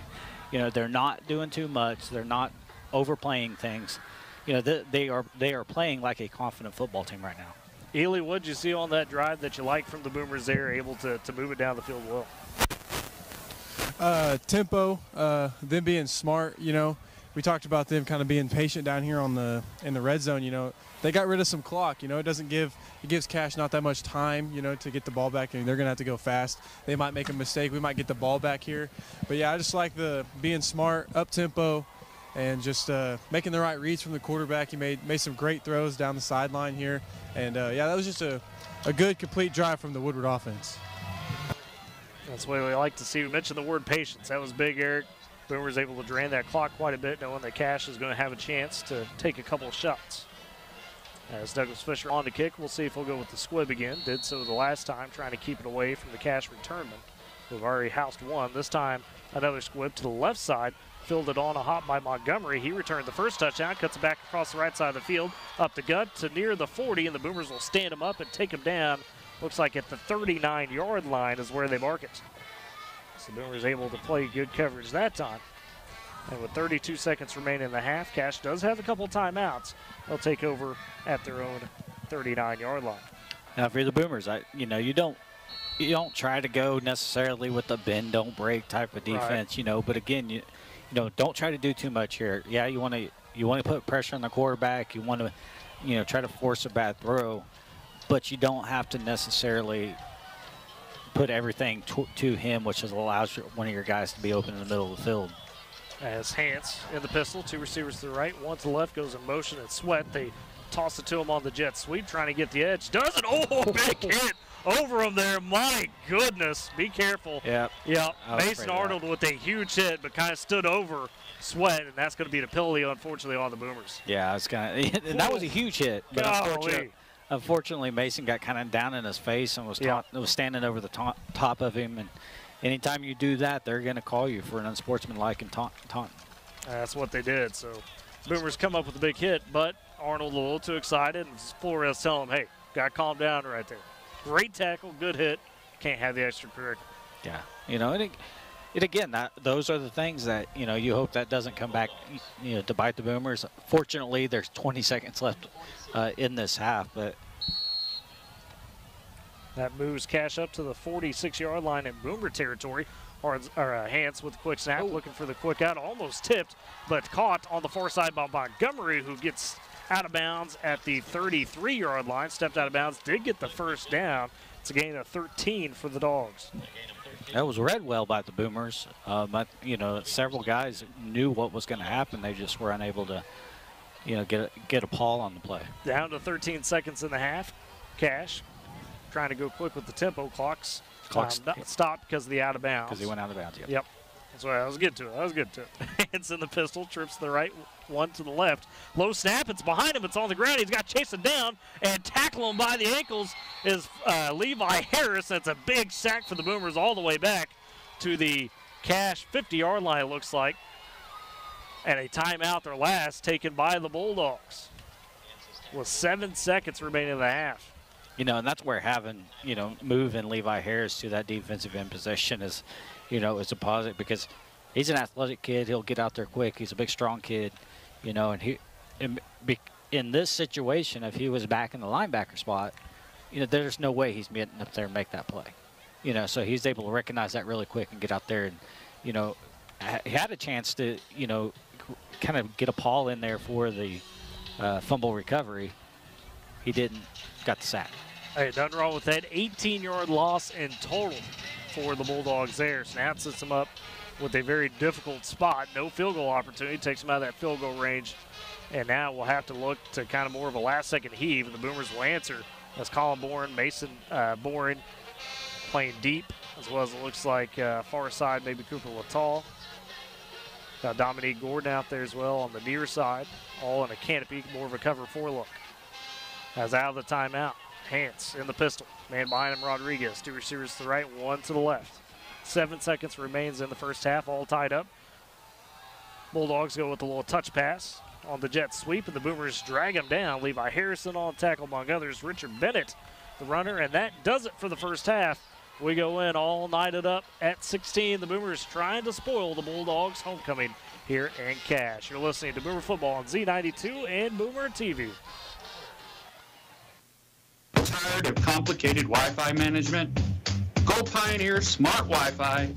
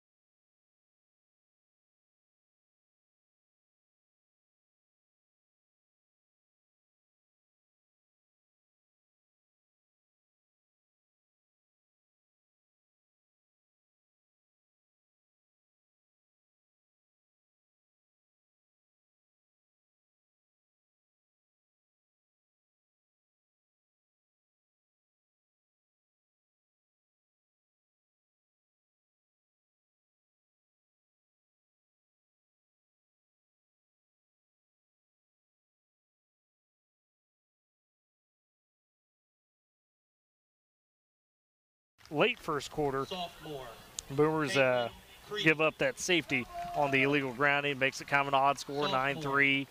Cash would then turn around on their drive, a long drive, late first quarter into the about 9-minute mark in the second quarter. They go 12 plays, 47 yards, get the 8-yard touchdown pass to DeAndre Frazier from Hance to put them up 16-3. But the Boomers, what a close to the halftime, as did in the last 8 minutes of that half. They go on a 12-play, 61-yard drive, finished with a 7-yard run by Cooper Littall for the score. Saw a big connection from Jake Graff, or from Douglas Fisher to Jake Graff on that drive to get the first down to set up that opportunity. And then also the Boomers would stop Cash on their next drive, give them a chance with about 2:40 remaining in the half. And the Boomers answer again, 7-play, 55-yard drive, and it was all about Cole Moore on that one. The passes from him, or from Douglas Fisher, 2 more. He had a 35-yard pass early in the drive that he caught, and then was able to get the 8-yard touchdown reception as well. And that's how we knot up at 16. Yeah, wow, I got rid of the a little loud there. But for me, the one thing that's really standing out is the fact that offensively the Boomers are being able to put drives together. It's not just, even whenever we would score up at Alvin, we weren't putting drives together. We were just hitting a couple big plays. Now they're putting some drives together. They're getting that confidence. We've talked a lot about the maturity that Ryan has had at quarterback from the beginning of last year. He was actually here at Cash is where we saw that change made. Yeah. He's exercised that demon, in my opinion, tonight. He's gotten past that, and so I think there's so many positives. Like we've talked about multiple times how the Boomers have hurt themselves, especially against Guyman, even a couple times against Alva. Really they have one bad drive on the defensive side. They got papers flying everywhere up here. That's the nature of being outside, but it's the ambiance with it anyways. Exactly. They had that one bad drive, which is where that safety ultimately came from, where the offensive line struggled a little bit. Cash was getting that push, but overall there's not a lot of negative to talk about in the first half down here. Well, and I want to touch on that drive where it had the safety. Guys, we've seen in the past couple years, and E-League chip in on this too, where the Boomers would have a drive like that, and that kind of set the tone for the rest of their night, where they just couldn't quite put it together from there. They kind of got their heads down. E-League didn't seem like that was the case. They responded well after that safety, and, you go get 2 scoring drives, it seems like the line picked it up well. Yeah, and one thing I will say about reacting towards good things happening, both times the offense scored, the defense came out and got a stop right away. Right. So I would say, like, the offense scoring definitely gives that defense the motivation to kind of go along with them, play up to their level. The offense is succeeding, going down the field. The defense wants to come out and give them the same effort that the offense is showing. Well, and you've been there as a player. When you see one side succeed, and then you see the defensive side answer, does it just feed off each other? Does that get the sideline really kind of pumped up and jazzed up? Yeah, absolutely. I think I watched them walk back into the locker room at halftime. You saw a bunch of people jumping around, high-fiving. They're happy, but they're not completely set with what's going on. They're happy, but you definitely see the motivation they have to win this game now. They haven't really felt this, like Eric mentioned earlier. It's tied up and it's not 0-0. Right. They haven't felt that in a long time. So they're excited. They want to win, and it's clear. And even in, the game against Cashin last year, Eric, you mentioned the 0-0 thing. They were trailing at the end of the first half against Cashin. And, so they had to fight in that one to come back, did so. And so now you go in with that momentum. And like Ely mentioned, it's good to hear, not only excited, but maybe realizing, hey, we can't just rest on, hey, we had it 16 at half. It's still a job to be done. Yeah, and that's one thing about this group of kids. And Coach even touched on it the other day a little bit. Is, they're going to continue fighting. They don't get too wrapped up in what happened last week or what the season's been like, or even, we've seen it tonight, what happened the last series. Right. They're just going to go out there. They're going to try to do their best to play some ball and make a difference. And that's what they've got to do to continue growing as a team. And I think tonight is one of those that we feel we're seeing another step. You know, they're not obviously not there yet, you know, but we're seeing yet another step that, hey, they're going to go out there and fight and try to be competitive. And that's been the goal, right? We've talked about that a lot of, you know, sometimes you got to ignore that score because you are trying to build. You know, it's week by week, day by day. And this is why we mentioned last week, hey, don't pay attention to that 63-0 because Elgin was such a complete team. It, you know, wasn't as bad as it seemed simply because the Boomers, as we mentioned at the top of the broadcast, it's not like they shot themselves in the foot in that game. Elgin just went out and executed and backed up. They are who we thought they were, so to speak, tomorrow quote. And, you know, to see that turnaround, it's pretty encouraging, I would say, for the Boomer coach staff. Now, from the coaching standpoint, how do you make sure to refocus and say, okay, guys, you know, we got some good things done in the first half. Let's make sure we close it. I think it's the same thing as let's not even think about the first half. This game's 0-0. Yeah. This game, there's no points on the scoreboard. We still got to go out there and we still got to win every quarter. If we win every quarter, we're going to win the game. And so that's what, you know, they could be confident. You've shown what you can do. Now continue doing that and just win each quarter. Absolutely. With that first half recap, we'll step aside for a break. Come back, give you some updates on what's going around in the district as well as the area in terms of other games for high school football tonight. You're listening to Boomer Football on Z92 and Boomer TV. Every family has a story filled with chapters of love, laughter, and dreams for the future. But what if one day you're not there to help write the next chapter? Life is unpredictable, but your love for your family shouldn't be. With State Farm Life Insurance, Gwen Matthews and Woodward can help ensure your story continues, even when you're not there to turn the page. Protect the chapters yet to come. Talk to Gwen Matthews, because your story deserves to be told.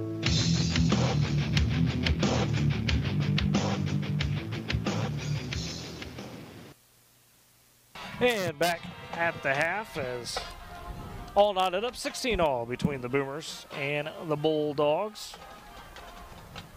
And Great Plains Bank, heritage, trust, respect, those are the things that make Great Plains Bank great. With deep roots across Oklahoma and Texas, they are in touch with the communities in which their customers live and work. Great Plains Bank powering Boomer sports throughout this season. And we'll check here on some scores for you as far as what's going around in the area. And looking at Class 4A, of course, the district will start there as Douglas all over Weatherford at the half.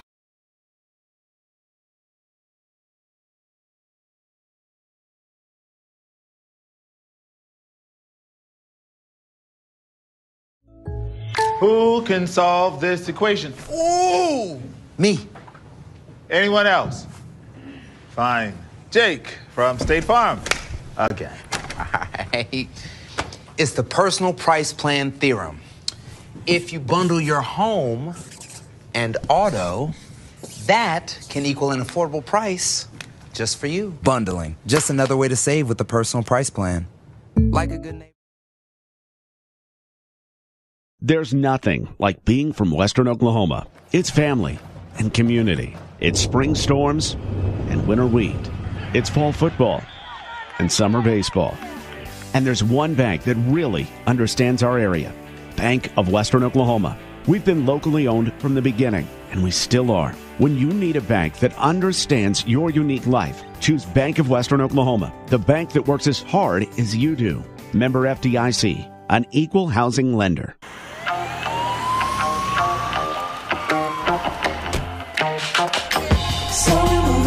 Tires are put to the test every day, everywhere around the world. Michelin invents the tire that stays safe even worn with unique Evergrip technologies. New Michelin Premier. Safe when new, safe when worn. This back-to-school season, give your home the connection it deserves with Go Pioneer Fiber Internet. Experience the power of Wi-Fi 6 technology for smoother streaming, gaming, and learning. And with the Go Pioneer Smart Wi-Fi app, managing your home network is a breeze. Choose from multiple plans with symmetrical speeds for lightning-fast uploads and downloads. Get your family school ready with Go Pioneer Fiber Internet. Sign up today at gopioneer.com. Tired of complicated Wi-Fi management? Go Pioneer Smart Wi-Fi makes it easy. With Go Pioneer Smart Wi-Fi, you can set your Wi-Fi password, view all your connected devices, and even run speed tests all from your phone. Need to set up parental controls? No problem. Simple, smart, secure. Stay connected and in control with Go Pioneer Smart Wi-Fi. Visit gopioneer.com to learn more. This back-to-school season, give your home the connection it deserves with Go Pioneer Fiber Internet. Experience the power of Wi-Fi 6 technology for smoother streaming, gaming, and learning. And with the Go Pioneer Smart Wi-Fi app, managing your home network is a breeze. Choose from multiple plans with symmetrical speeds for lightning-fast uploads and downloads. Get your family school ready with Go Pioneer Fiber Internet. Sign up today at gopioneer.com.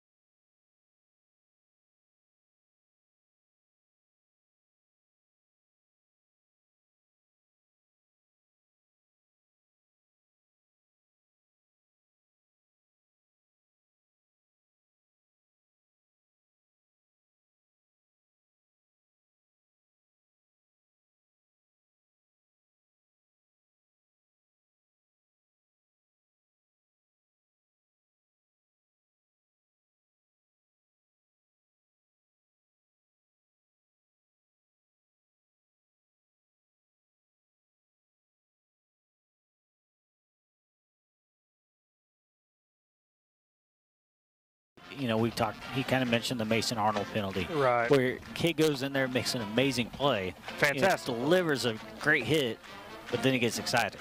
You know, and again, that's going to happen, you know, especially when you're, you know, kind of on that, trying to get that upswing as a program. You're going to have that stuff where you get excited and things like that. You know, rein that in. Let's focus on going out there, winning a game. Let's, you know, this would be our first official victory in over 2 years. Yeah. You know, so let's just go out there. First official district victory in almost 3 years. Right. You know, and, you know, first road victory in 2 years as well. You know, so let's go out there. Let's finish this game, you know, and really kind of make a statement to those who, you know, who didn't think that the Boomers were going to pick up very many wins this year. And Compass Athletics, from sports equipment to championship trophies, everything in between.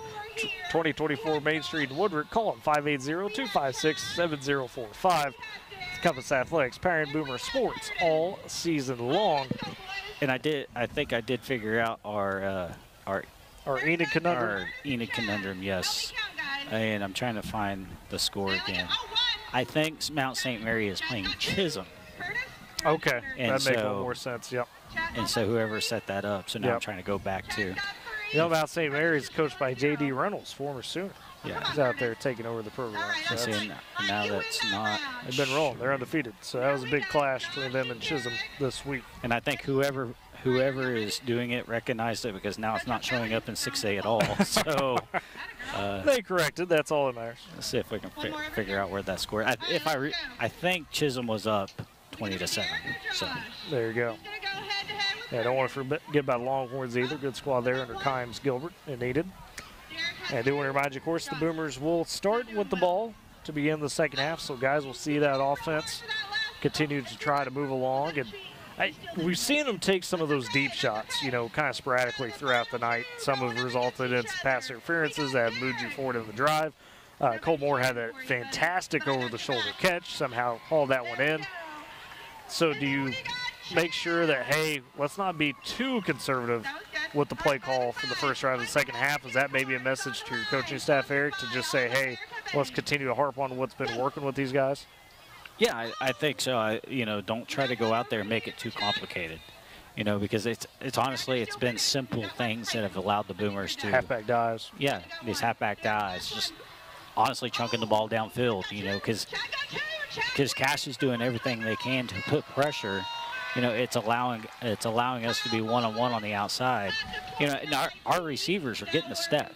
You know, it's just if we can get the ball to them, you know, with a well-thrown ball. And so I think you just continue just doing basic stuff. Don't try to do too much. For sure. And, you know, that could be one of the hardest sayings, I think, sometimes when you're, you know, as Ely talked about, you're getting the hype going a little bit, right? So it reverts back to not buying into that hype and making sure that you keep an even mentality about yourself and try to answer, if you will, with some calmness. Do want to shout out, of course, again, the Boomer fans that traveled decently long road trip. Decent crowd for the visiting side. Got the pep band out there. Select bunch, not the full band, but the pep band at least joining us tonight. So that's good to see. Boomer cheer squad, dance team as well, always in full force. And, man, Eric, it has sold into a pretty beautiful night. We counted, what, 2 clouds in the sky pregame? After there were some puffy clouds down here, right. We couldn't see. No, it really is turning, and that is the thing about, you know, this time of year when you have lower humidity is, you know, it heats up quicker and it can heat up hotter, but at the same time it could also cool off a little bit better, and you know it's turned out to be perfect tonight. And it is. Hardly any wind now. It's a little gusty pregame, maybe up here. Wind's really laid down. Hardly anything on the field, if at all. As we're ready to begin the second half, both teams back to their sidelines. As Boomers receiving some of that pep we mentioned from their pep band. And we'll see how they fare on offense to start the second half. As we'll have Cooper Littall, Colt Moore back deep to return. Once they get set up. Ben Angels, he's kind of gone with that sky kick a little bit. Boomers do have to keep track of that. We saw Cooper Gregory see one come to him, think it was going to go out of bounds. It stops on the dime. Cash almost recovers, so you got to be aware of that if you're the Boomers. Got to be a little head on a swivel, if you will. Something Elgin did last week, not intentionally trying to get the onside, but they skied it. We weren't quite ready for it. Yeah, I mean, I personally would just say, hey, you just kick it deep. You know, it's not a matter. It was honestly, it was poor block. It was poor tackling. You know, I think we didn't try to attack the ball, you know, as well. I don't know. That was right early on. Yeah. I don't know if it was a matter of, hey, we just weren't in the right headspace. You know, what I say, just kick it deep and go out there with everything they have shown since then, for the most part, is they're ready to attack the ball carrier. So let's just kick it deep. As the Boomers will be out to return for the second half. Oh yeah.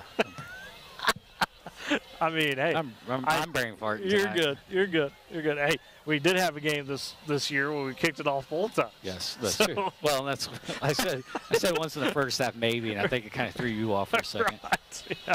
And here we are. Both teams kind of are lining up on the wrong side. So now they got swapped sides. Cashes, yeah. And now Cooper and Colt are having to go a lot.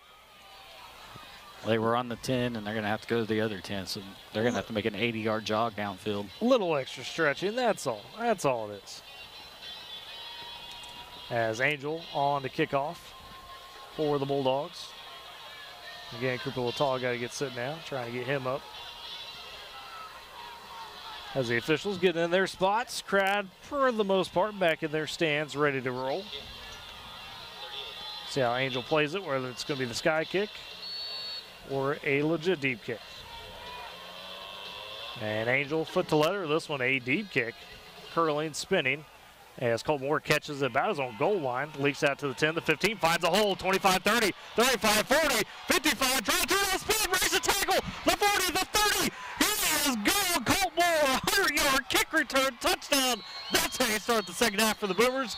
No flags anywhere. Yep, looking to see any pink or yellow out there because they got some pink flags. They do have pink flags, yes. But nope, yes. Not anywhere. Wow. You know, when Colt went for that ball, because like you said, it was going to come down right at the goal line. When Colt went to go get that ball, it was kind of like, are we sure we're going to do that? But because of his momentum, you know, he caught that in stride, essentially. And because of his momentum, he just was able to hit a second gear and get up the field. Wow, my goodness. And the blocking perfect on that, found the hole again. And the Boomers have their first lead of the ballgame. Trying to figure out what there was some discussion or something. Yeah, I'm not quite sure. There was some discussion, but either way, the touchdown is standing. Now White Hat's over here talking to Elgin. I did it. Yeah, I see. Yeah, he said Elgin. Talking to Coach Thompson and Cash. I think it's the red and the fact that both schools are down here. Maybe that's what it is. Yes. The officials trying to gather up their stuff. Not sure what it was. Trying to swap out balls. So that's what it is there before they even could get to the play. But my goodness, how do you start that second half any better? I know. Man. And again, a lot of it goes back to they've got confidence. Like you are seeing it in everything they're doing right now is they know that they can do it. They're not scared to go out there and, you know, deliver the blocks, you know, attack the ball like Colt did just then and, you know, do everything he could to, you know, get into the end zone. And the extra point is good. The Boomers lead 23-16, just underway in the second half on the 100-yard kick return touchdown by Colt Moore as he sped down the right side of the field. Salient State Bank, they've got a new branch in Woodward. The location, 2314 Williams Avenue. Salient State Bank Woodward branch offers full-service banking, including personal checking, savings, home and commercial loans, mobile and online banking, wire transfers, and much more, along with friendly service. Visit them at 2314 Williams Avenue. Salient State Bank, powering Boomer Sports all season long. And here's the good thing for the Boomers, too. Not only do you now have the lead, there's a lot of excitement, everybody's fired up, but now the heart and soul of your team is immediately back in that defense. Is immediately out there on the field. You can continue that momentum really quick by getting a quick stop here. Remind you, has only given up one actual touchdown. The other cash touchdown by way of that kick return. And the Boomers answered with that. So the special team stepping up as well. You got production from all three phases right now. Though Cash has been lethal in that return game. We have squibbed it a couple times because of it. I can't remember what that call is, but Boomers did just have a penalty and have to back it up. Interesting. Okay, so we'll be kicking from the 35 instead of the 40. So again, probably more reason for Ryan Douglas Fisher to try to squib this one. He feels he can't get a good foot into it. 23-16, Woodward leads after his kick return touchdown. As Douglas Fisher, he jogs to it. Another squib kick. This one pointed at an up man for the Bulldogs, and it is Bennett, the young, spry, wiry kid. And he'll get up to about the, it's like 40, see where they spot that one. Cash will take over 1st and 10 in their own territory. As they mark him at the 44. So that's where the Bulldogs take over. Third quarter, their first drive of the second half. They trail 23-16, 11:42 remaining in the third quarter. As Hance in the pistol, 2 receivers to the left as well as a tight end. 1 receiver to the right, running back Rodriguez behind him. Man in motion is Sweat. They hand off inside to Rodriguez. He plows forward for a yard, 2, 3. They'll call it. A late flag comes in. That one came in after the play. It's gained a 3 for now. So we'll see what the penalty is as the officials discuss. I think it's going to be against the Boomers. The one who's going to mark it off is already. Yeah, already facing that way. Facing that way like he's ready to mark it off. So maybe missed some extracurricular activity then. Face mask on the Boomers. Okay. He was about to point to Cash. I'm like, hold on. Right. So the Boomers get caught with the face mask on top of the 3-yard run. So that will give Cash some immediate field position in the Boomer territory and a first down. That's where if you're the Boomers, don't worry about where they're at. You know, the Boomers have shown they've gotten this area and been able to get a stop. Let's continue to let's just do that here. So 1st and 10 for Cash at the Boomer 38-yard line. Hance whips it out in the flat, an incomplete pass as Sweat saw a man coming. Cooper Gregory was closing it quick. Sweat didn't pull in the bubble pass. Incomplete, 2nd and 10. Probably actually best case scenario for Cash in that instance. Yeah, a great job by freshman Brody Province. He picked it up and just tried to take off with it. Just because you never know. Yeah. You never know that was only about a maybe 1 or 2 yard forward pass, you know, so sometimes it's hard to judge. 2nd and 10 for the Bulldogs. Hance in the pistol. 2 receivers left. 1 goes in motion. They hand off, though, to Rodriguez. And trying to track him down. They do get him down for maybe a gain of the yard. Looks like Levi Harris, the first man on him. Casey Bourne finishes off the tackle. Yeah, that was all Levi Harris coming off his block and reaching out there. Like I said, he's a strong kid, you know, and he reached out there, stopped him in his tracks, and then Casey was able to come in and finish off the play. So 3rd and 10 for Cash now at the Boomer 38. 10:50 to go in the third quarter. Boomers lead 23-16. Hance in the pistol. 2 to the right, 1 to the left. Man in motion is Sweat on the left side. Gets a little flip toss, trying to get to the sticks. Dives forward. It's going to be close as Casey Bourne was on his back as he tried to dive forward. And marked him out, looks like, at the 30, which would be short by about a yard or 2. Great job of Colin Bourne. Colin actually recognized, unfortunately, one of the Elgin. God, wow.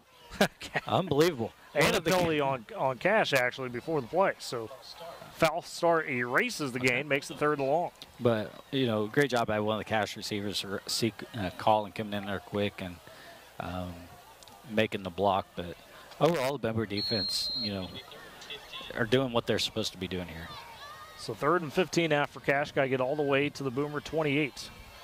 Hance in the pistols, 2 to the left, 1 to the right. Man in the backfield, Rodriguez. Low snap, has to fill it off his foot. Hands it to Rodriguez, and immediately in on him again are the Boomers. And who else? Levi Harris just eating it up in the backfield. Levi Harris and then Casey Bourne coming in and finishing it off. I kind of like this 1-2 punch the Boomers got on the defense right now. Oh, and again, they moved Harris to that spot as he slips over on the sideline. Okay. But Harris moved to that defensive end spot this week from the outside linebacker, and it's been a good adjustment so far. as the Bulldogs ready to punt this one away on the 4th and long while in Boomer territory, trying to pin them deep. And the punt, a high kick by Montgomery. Fair catch called for by a Latal. He muffs it, and Cash falls on it.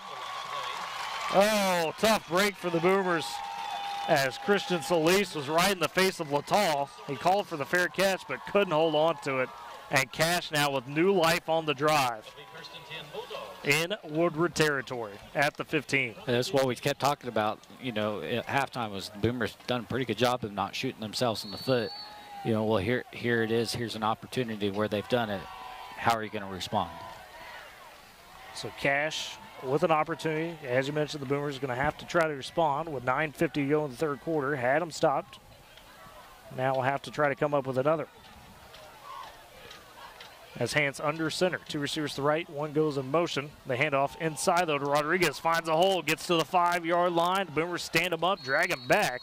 Should have enough for the first down though, and it'll be 1st and goal. So immediately a 10-yard gain for Cash after the muff punt. So now the Boomers going to have to try to stand him up from 5 yards out.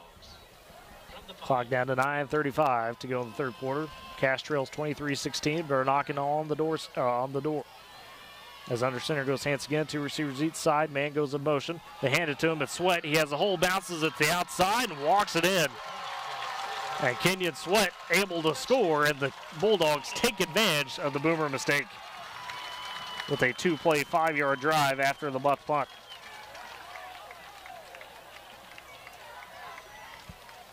Now Cash with a chance to tie it back up at 23-all, 9:23 remaining in the third quarter.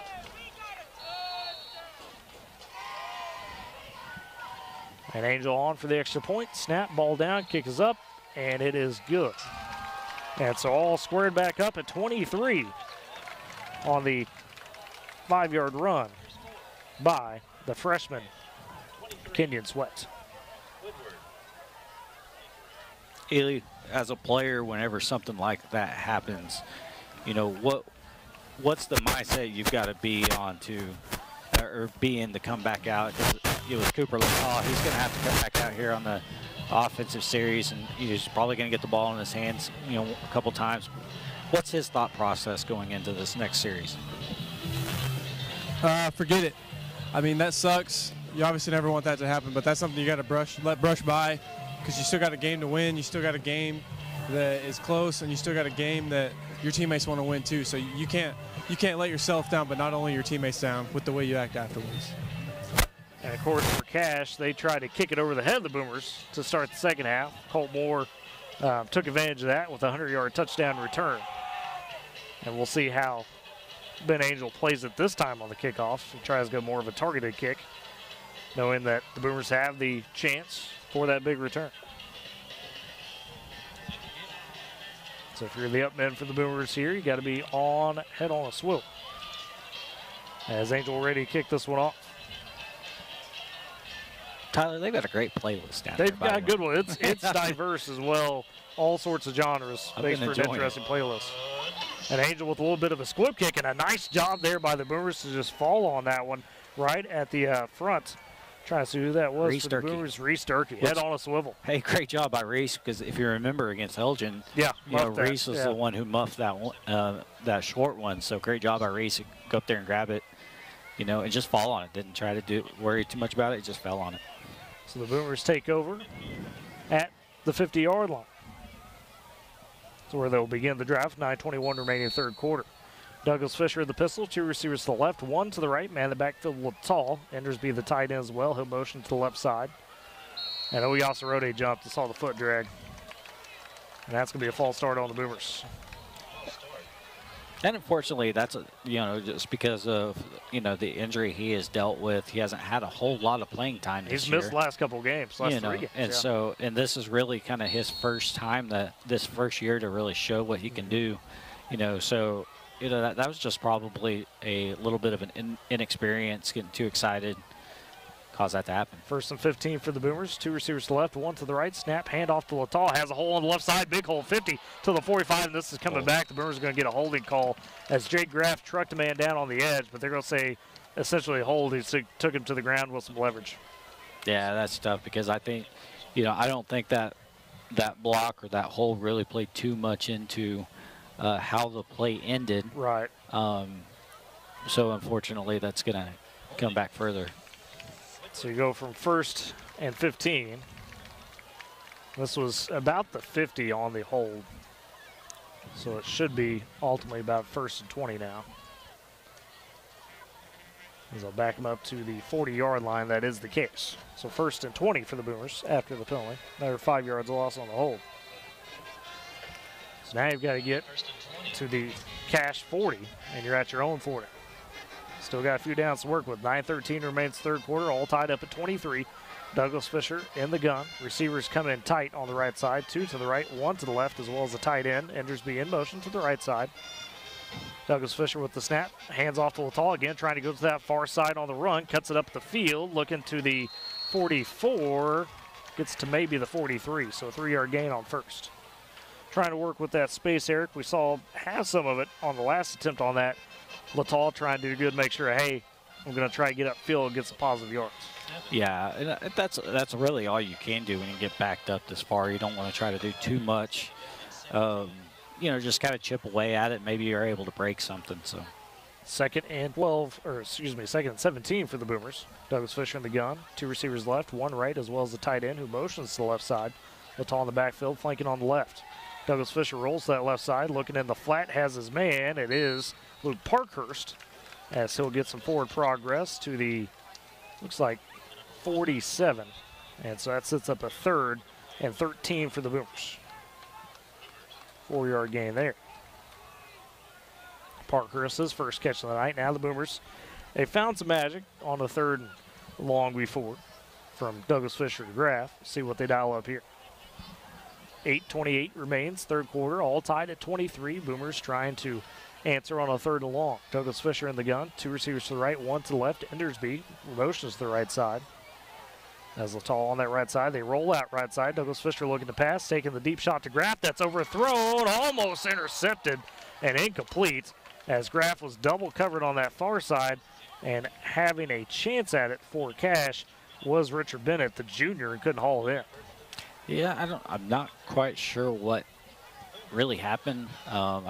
Because it looked like maybe Ryan was thinking that Jake was going to get a little bit closer to the sideline than he did. So I don't know if there was a miscommunication or somehow Jake got slowed up, but that was really lucky for the Boomers that was not picked off. And so we'll bring Graff on to punt. Chance to pin maybe Cash deep as Graff clean snap, puts the foot into it. Nice spinner over to the right side. It's going to bounce a little bit. Is it going to whoa up? It is inside the 5, down that it looks like the 2, maybe the 3. Great punt by Jake Graff. Oh, man. Oh, they give him the 5. That is not a good spot. It may have been a touch there. Didn't quite see it. It was the far side. There was a couple Boomers in the area, so they'll give him the 5. And that's where Cash takes over. Ely, did you have good eyes on where that should have been downed at? Yeah, that's honestly a good spot. He kind of caught that, and his momentum brought him forward. I definitely think the 5's pretty accurate. Okay, there you go. That's why you have a sideline guy. That's why you got a sideline guy. That's why we bring in these college students to do the hard work downstairs. That's right. So Cash has it 1st and 10 at their own 5. All scored up at 23, 8:12 remaining third quarter. Hanson the pistol. 2 receivers to the left, 1 in tight to the right, as well as a tight end. Man in the backfield is Rodriguez. They give it on the sweep to Sweat. Sweat, though, not going forward very far as Boomers trip him up. Looks like Kason Bourne in on that, as well as, was that Dominique Gordon maybe getting in a little bit? Yeah, I think Don was able to get in. Brody Providence was also. Or no, Brody Providence, that's what it was, yeah. In around there, so. It's Brody Providence and Kason Bourne. And Brody comes off for a play. Gain of 3 in total for Sweat. 2nd and 7 for the Bulldogs. As Hanson the pistol again, 2 receivers to the left, 1 to the right, as well as a tight end. Rodriguez behind him in the backfield. Man in motion. Sweat again this time. The handoff up the gut to Rodriguez. He plows forward to the 10, call it the 11. Gets a gain of 4. Makes it a 3rd and 3 now for the Bulldogs. Kingston Phillips from the linebacker spot recognized that and flew in there really quick and got the hit. So it sits up 3rd and short for Cash. 7:15 remains third quarter. Still all tied up at 23. Bulldogs at their own about 12-yard line. Got to get to the 15. As Hans in the pistol, trips to the left, one to the right, man in motion. Goes Sweat. Now Hans keeps it for himself on the option play. He dives forward, across the first down marker to the 18-yard line and call the first down. Man, Levi Harris and Kason Bourne, you know, they read that. Unfortunately, they were too far into the backfield, and he was able to make a little bit of a move and pick up that first down. So 1st and 10 for the Bulldogs at their own 18. First time we've seen Hans keep it himself on a carry. 6:40 remains third quarter. In the pistol, trips to the right side, nobody to the left. In the backfield, Rodriguez, they give it to him up the gut, trying to find some room, and getting in there, Zaylen Flores trying to drag it back. Ultimately, a gain of 1, maybe 2. They give him 2 to the 20. Rodriguez, he's trying to earn those tough yards tonight. The Boomers have been pretty well on him up the gut, minus a few plays. Yeah, the Boomers have overall done a pretty good job. It's just when they get down the third down, they've got to be able to buckle down and not allow them to, you know, pick up the first. Hans in the pistol again. 2 receivers in tight to the left, 1 to the right. Little toss out to Rodriguez, trying to get the edge. Turn to the left field, does, breaks the tackle. Still fighting forward to the 30, has the first down.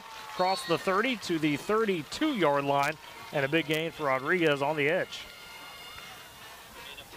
And this is kind of where you see what you are as a defense. You know, it looks like everybody's starting to get a little bit tired. They're not going quite as hard. They're not wrapping up quite as well. You know, so this is where you really show, you know, what your identity is going to be as a defense. Hans will be under center on this one. 2 receivers to the left, 1 in tight to the right, goes in motion. It's Sweat. They hand it off, though, up to get to Rodriguez. Has some space again to the 45-yard line. Another first down for Rodriguez. They give him the 46, and a 13-yard run for Michael Rodriguez, the senior, starting to chip away at the Boomer defense. That's just lowering the shoulder, Eric, and trying to fight forward a bit.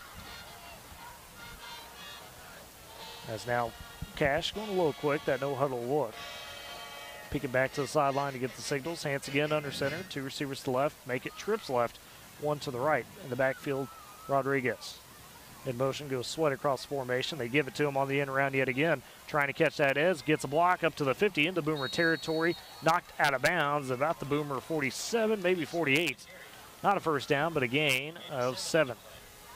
Dominic Gordon coming in from a, looked like he's playing kind of a safety position, playing a little bit deeper, coming in, making that stop. 5:09 remains third quarter. Still all tied at 23 between the Bulldogs and the Boomers. Cash driving. Got it. 2nd and a long 3. Hans under center. 2 receivers to the right, 1 to the left. Left man goes in motion. It's Sweat. They hand it up the gut to Rodriguez. Shucks the tackle at the line of scrimmage. Trying to get at the outside. Excuse me. That is not Rodriguez now. They've got the big back in. And that would be Mario Famero. And that's what we were talking about, you know, as you get tired, you start not doing as well, not wrapping up.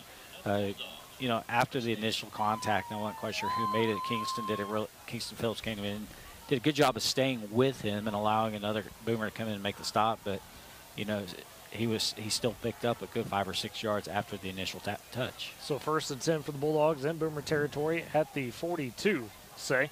As under center goes Hans again, a handoff to Famero, and he fights forward again across the 40 down to the 37.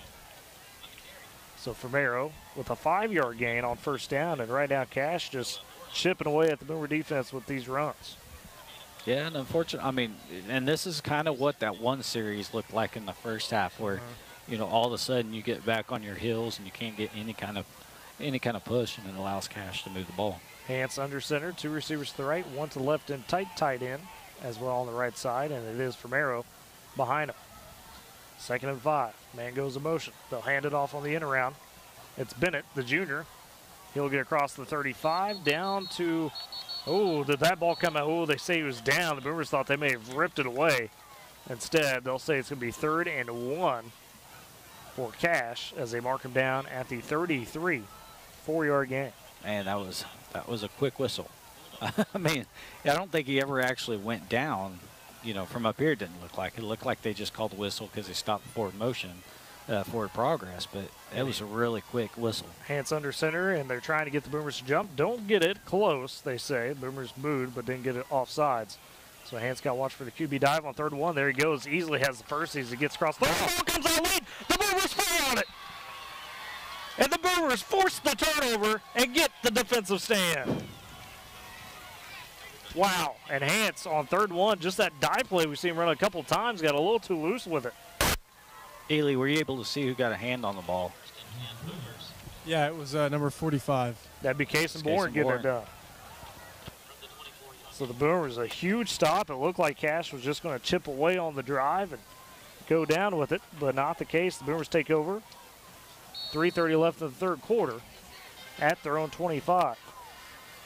And a Pioneer defensive stand by the Boomers. In the pistol is Douglas Fisher. 2 receivers to the right as well as a tight end. 1 receiver to the left. Behind him, Littall.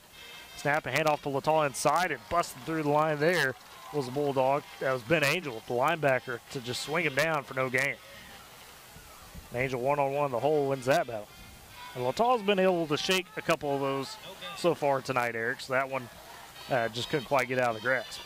Yeah, and I was kind of looking at Cash has made an adjustment on defense. They're not pressing nearly as much on the wide receivers, and I think that's really taken away that deep opportunity. You know, and if the Boomers can't run the ball, you know, any better than they have the past 2 series, it's not going to open it up.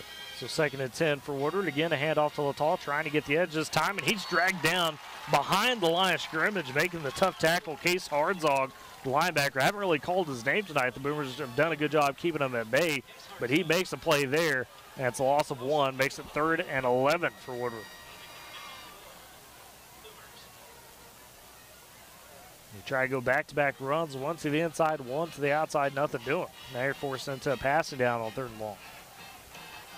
2:20 remains 3rd quarter, still tied at 23. Douglas Fisher in the gun, 2 receivers stacked to the right side, 1 to the left and tight, as well as a tight end. They flip Littall to the right side flanking. It's Douglas Fisher back to pass on 3rd and 11. Has the flush out of the pocket to the right side, looking for a man near the sideline to Graft, and that pass just floats over his head into the Boomer sideline.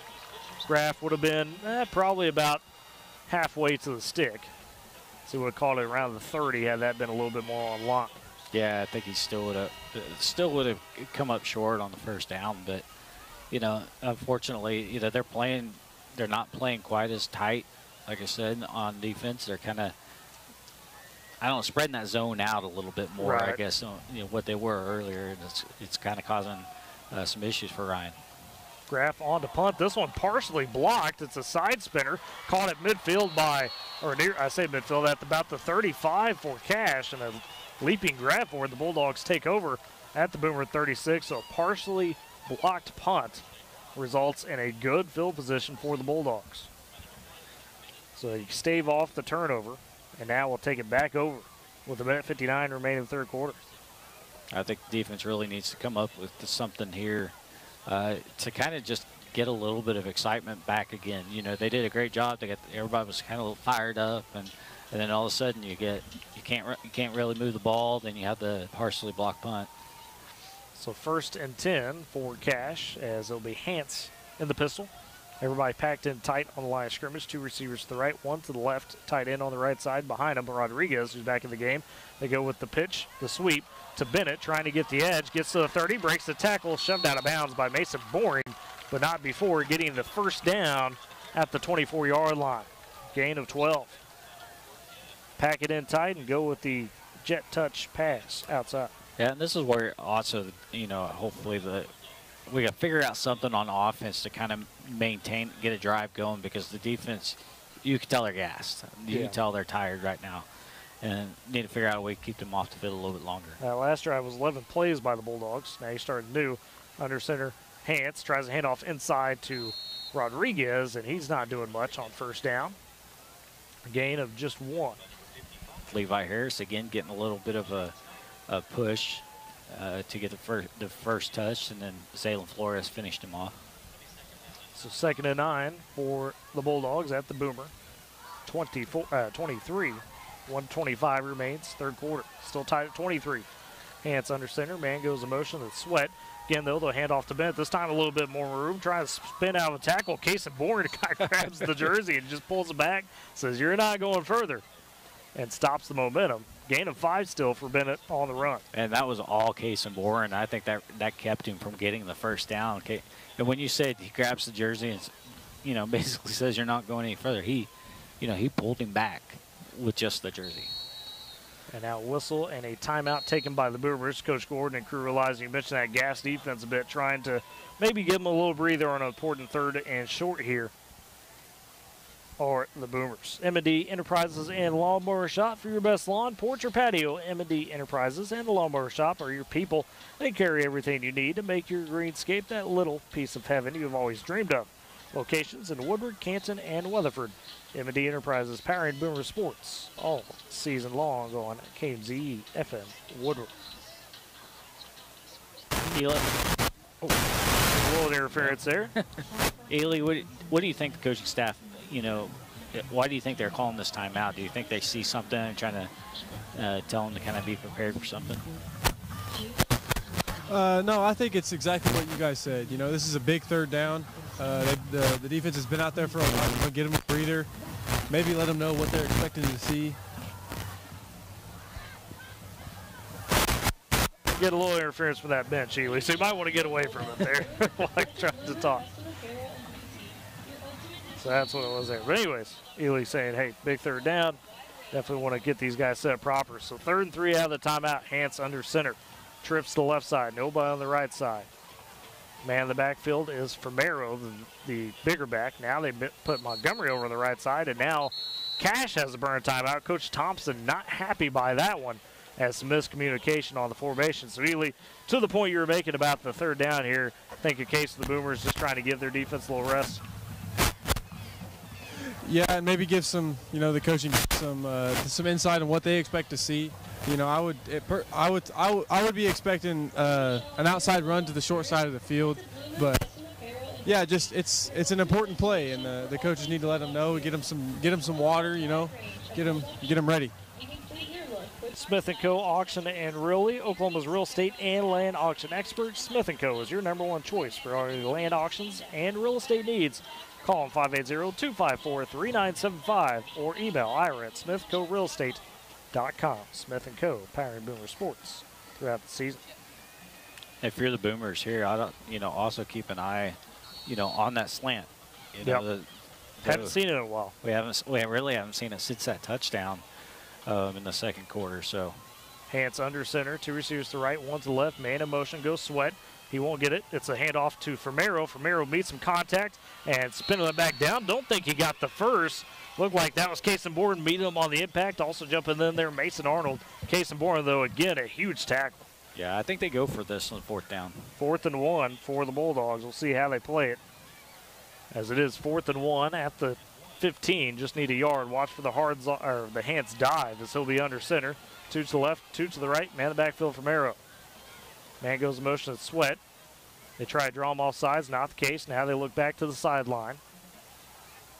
That's Hance again. Under center. Going to try to go for the dive. Just waited for the Boomers to jump past him. And it looks like, this is going to be a close spot. It's right on the stick. Did the Boomers get the 4th and short stand? This is going to be a spot of the official. I think maybe moved 6 inches. I think they may have stopped him because they're going to mark this between the 20 or the 15 and the 14. And the stick looks, from our view, on the 14. They're going to have to measure this, I think. This is close. The Boomer defense able to stand up Hance, who tried to wait, fake the dive inside, and then bounce it out. The Boomer's still there to match him. Yeah, awesome job by the Boomer defense, though, to not get wrapped up in him going in the middle and, making that stop. I wasn't sure who made the stop, but great job. Just 11 seconds remaining 3rd quarter, so a big swing here for the Boomers if they do stand them up. If not, Cash is looking at 1st and 10 from the Boomer 14. Here comes the chain gang. It's all down to the measurement. I think the ref spotted it fair. It's just how close is this? If it's there, it's by an inch of a nose. And it looks like this is short by 6 inches. The Boomers come up with the stand. What a huge play stop for the Boomers. Wow.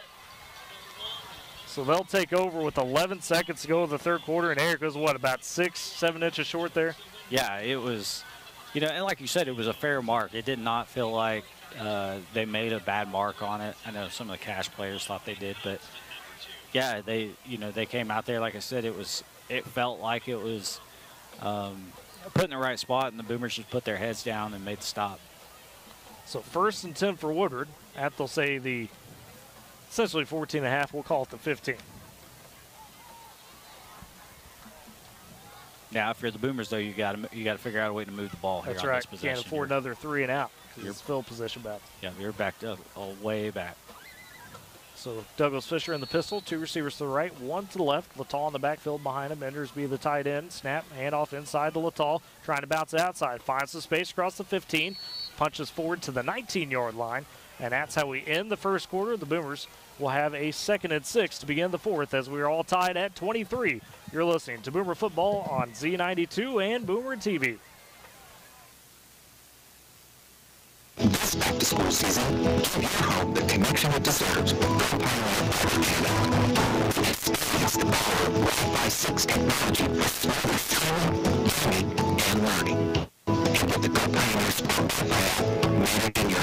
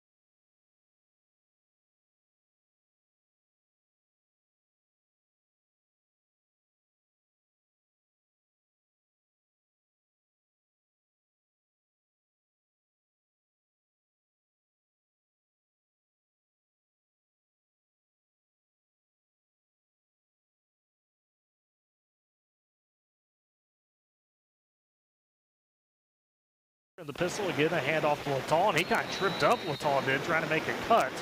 So no gain on the play for Lataw. Brings up 3rd and 5 for the Boomers. Yeah, I think he may have slipped up on his own there. The turf monster got called. Not sure what that little bit of interference might be. So bear with us on that. 3rd. They actually marked him with a 2-yard loss. So a loss of 2 brings up 3rd and 7, they say. Boomers trying to get set. 10 seconds on the play clock. Down to 9. Douglas Fisher in the gun. 2 to the left and 1 to the right. In the backfield is Lataw. Play clock down to 2. Snap off. Douglas Fisher rolls to the right side. Looking for a man. Almost picked off. And a flag came out late as well.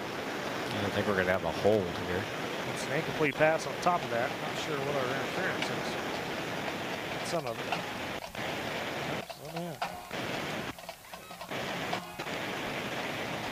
Got a little bit. Hopefully that's not coming. Maybe it's just us hearing it. Maybe it's just us here. Anyways, the flag for the Boomers, as you mentioned, a hold and a decline of the penalty by Cash. So Boomers forced to punt to begin the 4th quarter, essentially.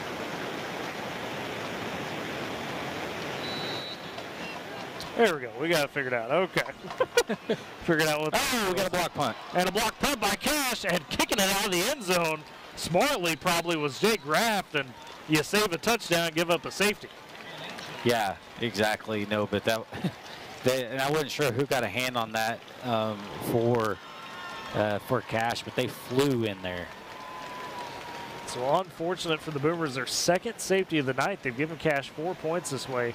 Graff did kick it out of the back of the end zone. We'll see if the rule is the safety.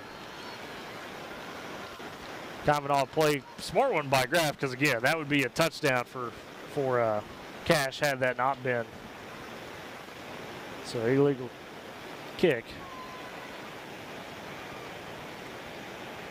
But they didn't signal what it So I wonder how this is going to play out. This is where we need, again, we talk about we joke about the white hair, call in with Leland, just having him on standby. So it may just give it to him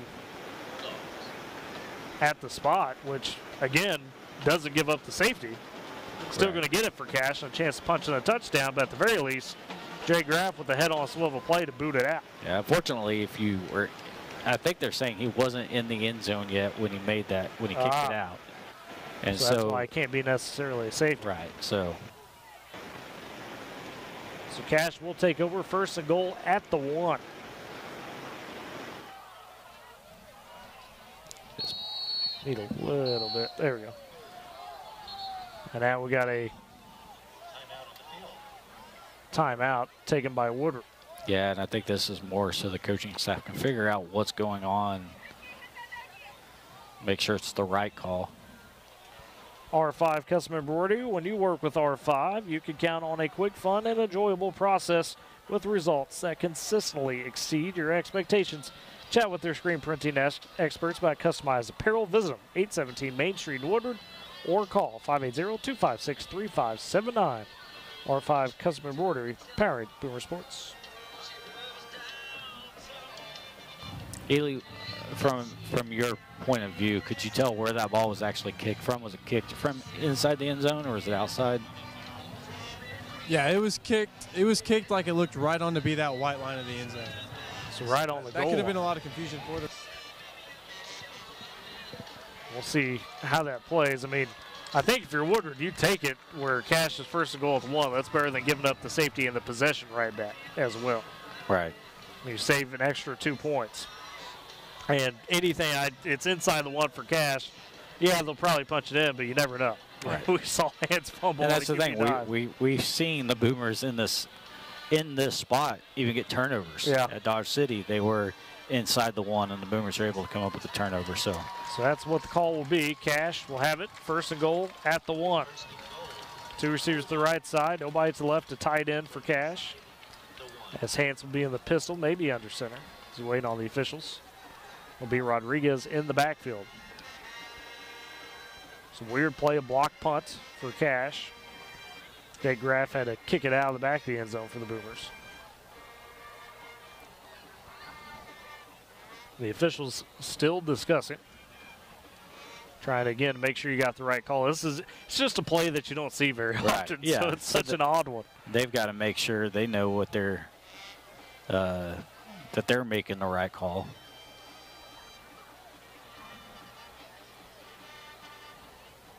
They'll double check it.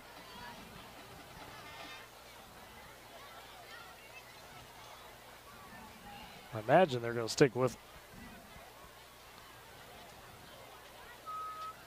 Yeah, I feel like at this point, if they were going to do something different, they would have already done it. But good job by the officials to go over, talk to both head coaches, kind of let them know, what they're dealing with as well, trying to figure everything out. And Cash still lined up at the 1. I think everybody's good on it, and it will play there. And there's the official signal. So again, 1st and goal inside the 1. Hans just under center, going to try to dive it in, and he does get in for the touchdown. So the Bulldogs instantly capitalize on the block punt. The good news for the Boomers is you didn't give up the safety plus possession for Cash to go score again. Unfortunate, but it is what it is. Yeah, the Boomer offense, though, coming out, they've got to figure out a way to get some kind of momentum to get rolling downfield. They started with the kick return touchdown to begin the second half, but since then, to your point, the Boomer offense just hasn't had the same explosiveness we saw in that first half. Part of that is big adjustments by the Bulldogs. As Angel on for the extra point. There's a snap, ball down, kick in the air. That one is good. So Cash reclaims their lead, now up 30-23 on the Boomers on your Just Well Chevrolet scoreboard with 11:02 remaining in the fourth quarter. So Eric, we saw this, one time already for Woodward where you had a drive that resulted in the safety. They came back, answered with 2 touchdowns after that on their ensuing drives. Trying to find something here again now. got to dig deep if you're the Boomers. You're on the road. You've given the Bulldogs a really good shot on their homecoming. Yeah, this is where you kind of see where you how you've progressed as a program. Yeah. You know, you haven't played a game like this in a long time. This group of kids really hasn't played a game like this, you know, and so you're going to see where we're at. Are we there yet? Are we at the point where we can win close games?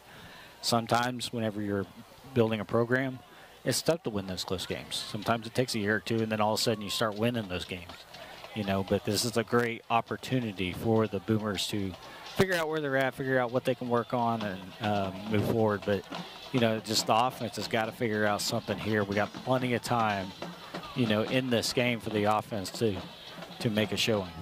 As Angel on the kick for the Bulldogs, back deep, Latal, Colmore, and Angel just going to go with that little squib sky kick. Another one for Reese Durkee, where he'll just, or excuse me, that's not Durkee, that would be Austin Rowland calling for the fair catch and easily making it.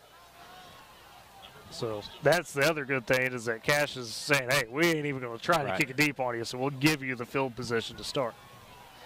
As the Boomers take it back over. 11 minutes remaining, fourth quarter. They'll start the drive at their own 44-yard line. It's at 33. That's the 40. That's it. Yeah, it's 44.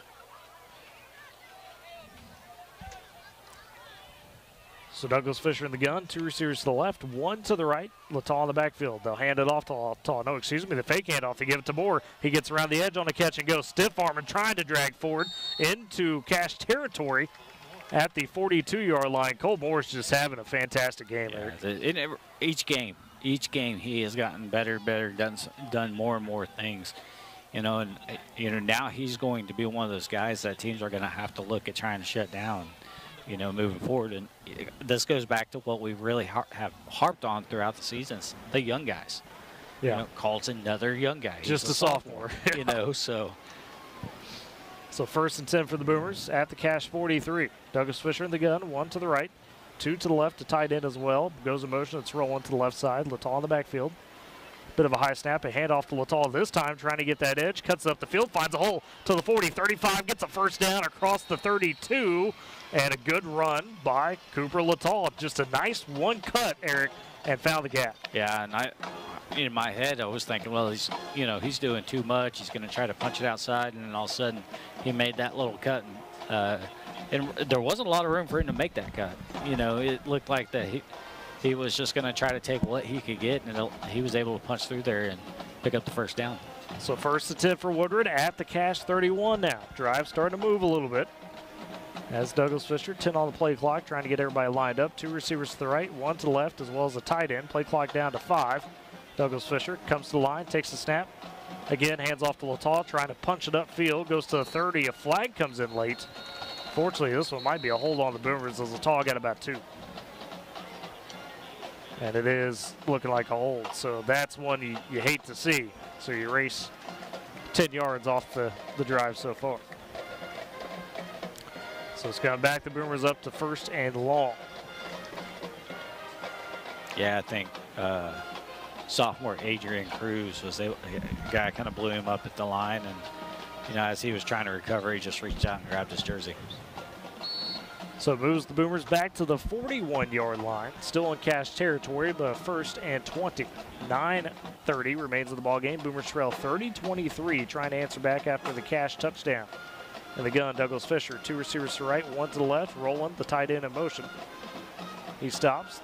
They'll go with the reverse sweep, trying to get Colt Moore on the edge. Douglas Fisher with a bit of a block. Moore to the 40, gets to the 35, and he's drugged down. So you get back some of that. And a late flag. This might be a horse call. Yeah, this might be a horse call. This might be big for the Boomers.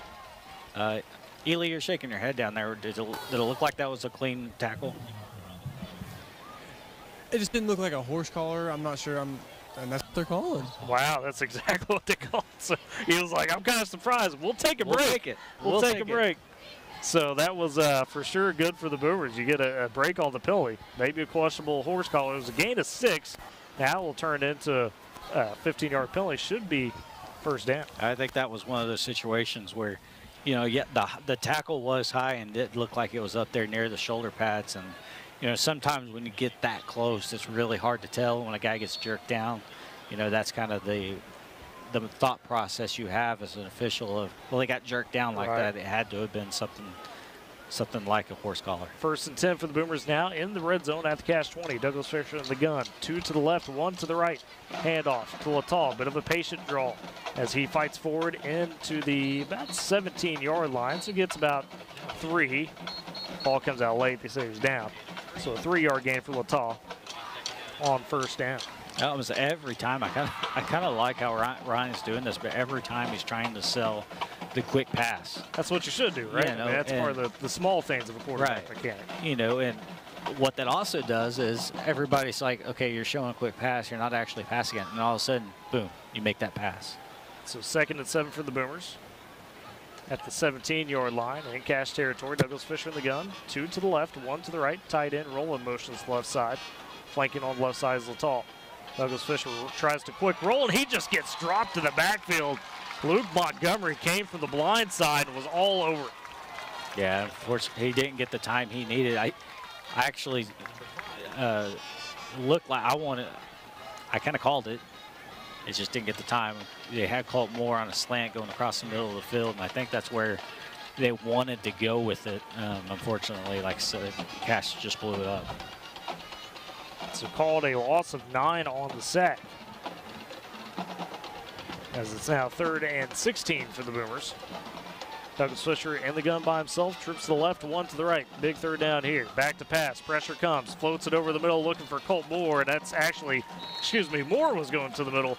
Douglas Fisher floated it to the pylon, miscommunication there. Moore read inside release. Douglas Fisher went to the outside release. Yeah, and that's kind of been a common theme, unfortunately, the past couple of games is, you know, kind of the miscommunication there. I don't know, you know, that's something they can go back and look at film and say, hey, this is what it was supposed to be. You know, they're talking it out a little bit, but, you know, somebody is making the wrong call one way or the other. The Boomers going to try this long field goal. We know Ryan Douglas Fisher has the foot. 4th and 16, play clock down to 5. As Douglas Fisher from about 42 yards out kicks up. Looks like it has the distance, doesn't have the accuracy. It looks like it went left, and it did. So kick no good from 42 out. Had the distance, but flared left, and it's a missed field goal for the Boomers. So Cash ultimately gets the stand after what looked like a promising drive for Woodward with 7:31 remaining in the game. And now, again, you got Cash backed up in there at their own 20. You know, defense, time for you to step up and, you know, show what you can do. They forced a turnover in this game. Let's see if they can take advantage of another one. You at least got your defense some rest as well. That was big. As it'll be 1st and 10 for Cache at their own 20. As hands under center, hands off to Bennett. Bennett stepped forward initially. Looks like maybe got away with a false start. Does get about 3-4 yards, they'll gain him to the 24 on the dive. This is just what Cash has settled into in the second half, trying to play a clock control, pound away at the Boomer interior. And this has really kind of been surprising because the Boomers have done such a good job, except with the exception of that kind of that quick hitter against Dodge City. But, you know, they've done a really good job of, you know, putting their heads down, stopping the run. So it's kind of been surprising that that's what Cash has been able to capitalize on this second half. Hands under center again, 2 to the right, 1 to the left for the receivers. In motion goes Sweat. They'll give it to him on the end around, trying to get the edges. Harris, and they blow him up in the backfield. Harris as well as Mason Arnold on it. And no gain on the play. So 3rd and 6 now for Cash. A good job by Harris just to get downhill on that one. 6:30 remain in the ball game. Boomers trail 30-23, trying to get the defensive stand. Give themselves another shot on offense. That's Cash. No hurry here for them. Under center will be Hans again. 2 to the right, 1 to the left. Same formation. Backfield. Rodriguez. Hans puts it on the ground on the snap. Did the Boomers recover it? I think it looks like Cash. Well, maybe. We'll see how the pile emerges. Either way, it'll be 4th down for Cash if the Boomers didn't get it. And they do say Cash ball, but still 4th and 6. So a huge break for the Boomers there. You almost get the fumble recovery, but you at least force the punt quick 3 and outs by the Boomers. I'd like to see the Boomers go at them right here. And there's been a lot of times this year where we've gotten the penetration on special teams. Go at them and see if you can at least get contact on the ball. 5:35 remains of the game. Boomers trail 30-23. Cash to punt. As that one close to being blocked, it's going to be a nice kick.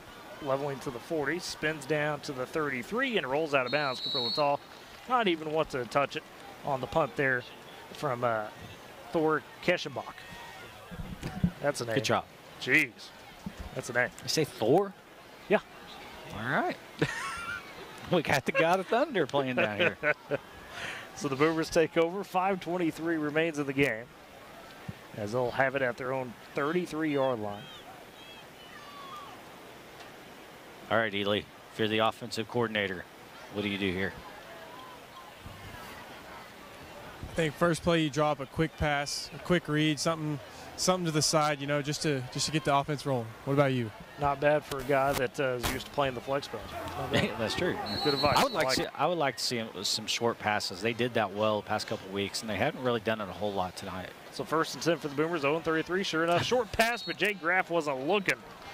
Oh, him and Cooper Gregory Luke Talley were going upfield, and Graff didn't realize. Now he's banged up. He tried to lay the crack on his defender, and now Graff is hurt. I don't know if he knocked his breath out or what. So it's an injury timeout for the Boomers as Graff slow to get up. Maybe cramping up or something. Could be cramping too, yeah. Western Drug, 1021 Oklahoma Avenue in Woodward. They've got friendly and caring staff and a drive-through window that is awfully convenient. Always excellent service as well. Call 580-256-5586. Western Drug, powering Boomer sports throughout the season. So, Eric, you're on it. They try to go for the quick pass. You don't connect. Now where do you go from there? Yeah, and the concerning thing is there's been a lot of times where receivers and quarterback have not been on the same page. Right. And I don't know if it's a matter of somebody not running a play right, getting confused on the play, where the miscommunication is. Because, again, right there, that was a quick out, but neither of the receiver was. Both of them went to block. Both of them went to block. They thought it looked like they thought it was going to be a run play. That is something that the Boomers are going to have to work on going into next week. So Graff up under his own power, kind of holding that rib cage.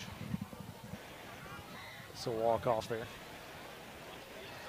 So hopefully he'll be all right going forward. Now, I wonder if this is a situation of where, because when he initially made because it came down, like I said, it looked like he was going to make a block. And so on the incompletion, he made contact with the defender. Yeah. So I don't know if maybe like as he made the contact, something tweaked, because it kind of holding aside, like maybe a rib popped out or something like that. Like that happens, because it just kind of hit awkwardly. And it didn't really hit him or bother him until he was starting to run across the field. Right. 2nd and 10 for the Boomers. Douglas Fisher in the gun, 2 to the left, 1 to the right. Littall in the backfield. Littall tries to take the handoff. Ball's on the ground. He's trying to fight for it, make sure he gets it. I think he did recover it. But on 2nd down, a loss for the Boomers backs him up to 3rd and long. Not what you wanted to see. With 5 minutes remaining in the ballgame, now it's getting time working to get you here as you tick under. Unfortunately, the Boomers offensively feel like they're kind of taking a step back to like the first of the Alva game. I mean, just making small mistakes, not being all on the same page. And Douglas, Cash, to their credit, has adjusted. We talked about that. So in the gun, empty set. Douglas Fisher, 2 receivers each side. Tight end on the right side as well to block. Back to pass, looking for the deep shot. Trying to get it to Colt Moore, and that one leads him just a bit too far. Maybe could have got a step on the coverage there was Jace Yoder, the junior. And that forces a 4th down, and the Boomers will elect to punt. So I have to come up with another stop here. Still have a couple of their timeouts remaining, or one of their timeouts remaining. So you can't give up too many first downs. Or else Cash can bleed that clock. And I think the first play from scrimmage right now, I think is like on the defensive series, it's going to be incredibly important. And this time the punt off clean. It looks like Graff did punt it, so he was good enough to come on and punt. Fielded there by Montgomery. Not much room to return with. As he'll go out of bounds just past the 30-yard line. And Graff did punt it, still kind of holding his cage area, rib cage area though, so maybe not 100%. As Cash takes over, 1st and 10 on their own, it looks like 31-yard line. Now, what I was, kind of what I was saying is this play is an important play. Is because what they're going to do. They're going to run the ball. They're not going to come out. They're not going to sling it around. You've got to put a hat on a hat and get to the ball as quick as possible. As it'll be Camden Hance, the senior, on to lead the Bulldogs yet again. 2 receivers to the right of the formation, 1 to the left, tight end Harzog lining up left side, behind in the backfield Rodriguez. Man in motion goes Bennett. They hand it off inside to Rodriguez, finds initial hold to the 35 near the 40. Stopped just a bit short at the 39-yard line. That's a solid 8-yard pickup on 1st down. And he's just kind of putting the head in there, Eric, and saying, okay, is there a hole there or not? And if there is, he's finding that little space. Yeah, and and that's the thing. They're not doing anything special. I think a lot of that is the fact that the Boomers are getting tired, and they are playing back a little bit on their heels. They're not getting the push that they were getting earlier in the game. Earlier in the game. 2nd and 2 for Cash. 3:40 remains in the ball game again. In motion goes Bennett. This time handoff to Rodriguez up the gut, not netting, but maybe a yard. Ooh, a little extracurricular there by Bowen Morton. Through slowing down Rodriguez after the whistle. No flag. Gain of 1 for Rodriguez to the 40. Actually, gain of 1.5, almost right at the sticks. It's going to be 3rd and few inches.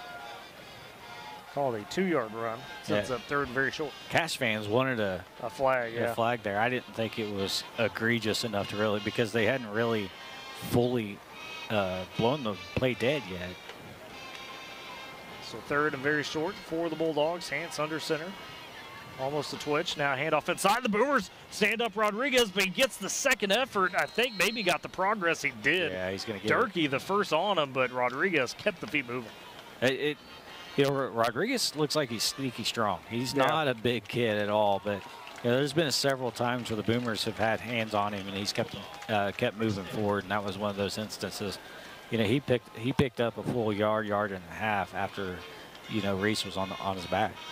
To the point of sneaky strong. He's only 5'7", but he's filled that at 180. So a guy that has maximized his frame the best way possible. 1st and 10 for Cash at their own 41. Clock down to 2:30. Snap. Hand off inside again to Rodriguez as he leaks forward for a gain of, it looks like 4 to the 45. Sets up 2nd and 6 as that clock continues to churn. Boomers do only have 1 timeout.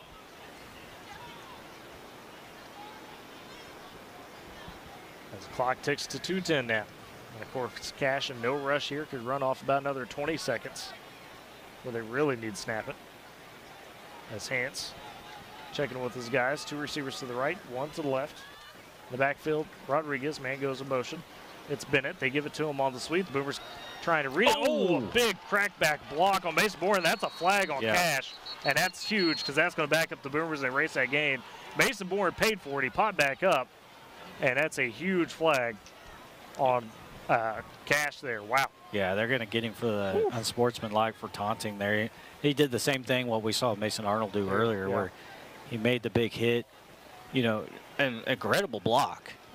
And then he came up and just stood over him. Well, they called it a crack block. So it was, I would say, because that was, they cracked down on that, in recent years with those rule changes. Try to protect those players. Blindside block, basically. Yeah. And so that was the penalty. So erase what would have been most likely a 1st down and back Cash up to a 2nd and long. Big year for the Boomers because Cash obviously trying to just run that clock away. It gives you some leeway to work with for that 6th. The problem for Woodward is you do only have 1 timeout and Cash could still drain at least another about 40 seconds or so off as it continues to wind. Hance under center, puts a man in motion. They go to Rodriguez underneath. He only gains a couple. Interesting that Cash snapped that really quickly. I think I wondered if maybe the clock should have been stopped because of the penalty. And, as they wound the clock. And I think that kind of threw them off a little bit. So 3rd and 19 now for the Bulldogs after the big penalty. A chance for the Boomers here to do something. Boomers going to use their timeout. So they do use their final timeout. With 1:21 remaining in the game, the Boomers trail 30-23. Cash faces a 3rd and 19. Likely not to get the first on just a run play. Not that they'll try to risk it. They could. Maybe need to be a little careful just in case. But effectively, Eric, is what it looks like should the Boomers get their stop. Probably going to get this ball back with about 50 seconds and no timeouts. And field position could be behind the chains. We'll see. Could be, deeper on the field. Yeah, and that's what this play, you still got to just focus on what you have for you. Don't look too far ahead. Even as a coaching staff, you've got to understand that, hey, if we don't execute, we don't call the right play, we don't even have that chance. So get out there, just execute this play. Then you start thinking about, okay, what are we going to do? How are we going to run our 2-minute? We just dropped out there on the Skype call, so hopefully we'll get that back. If you're on Boomer TV, we're still live there, of course. So trying to reconnect with the studio. There we go. Now we're probably back on the studio. Sorry about that for the radio side. Apologies. So on 3rd down, Hance drops it on the snap. He does get the end around to Sweat. Sweat with the stiff arm, trying to get that edge, and the Boomers trying to get him out of bounds. I don't think they did. They wind the clock. Boomers do stop him well short of the stick. It was a good gain for Sweat, 10-yard gain, but it does force the 4th and 9 for Cash. Boomers did not get him out of bounds. Tried. He was near that sideline, so this clock winding. The Boomers are going to get even less time than we thought. Not sure why the clock was it drained 30 seconds on that play. I'm not sure why we had the timeout. It's a clock operator error, I think. Yeah, I'm not sure either. So it's clock down to 35 seconds, 5 on the play clock. I think they're going to take the. Yeah, they're going to take the penalty, maximize the time, and sure enough, 30 seconds on the clock is when the. I think they took the timeout and sent it back the there. timeout. Okay. Cash did have 2 to burn. So the Boomers are going to get it with less time we thought. I'm not sure what happened there because I swear it was about 1:20 on that timeout before the next play. And then all of a sudden 30 seconds goes off the clock on one play. I'm not sure about that. Yeah, I'm not. I kind of got wrapped up in what was going on. So apologies to the radio crowd out there. Dropped out for a minute, but are back there, of course. But fellas, I mean, it's time here. I imagine we'll probably see a little bit more of those deep shots, Ely, from Douglas Fisher. You just hope that one of them connects, right? Yeah, obviously, but if I'm Douglas Fisher, I'm just looking for my main target. I'm looking for Colt Moore to make me a play again. He's been kind of the guy tonight, so just hope we can get somebody downfield, I guess. This will be 4th and 9 for the Bulldogs. Now, here's one thing is the Bulldogs have to put the Boomers a couple times have almost got a hand on it. So that as well. Cooper Latal does have a punt return touchdown this year. That's Kassenbach on the punt, and close there for the Boomers. A high kick. Latal going to try to return it. Fields it at the 25.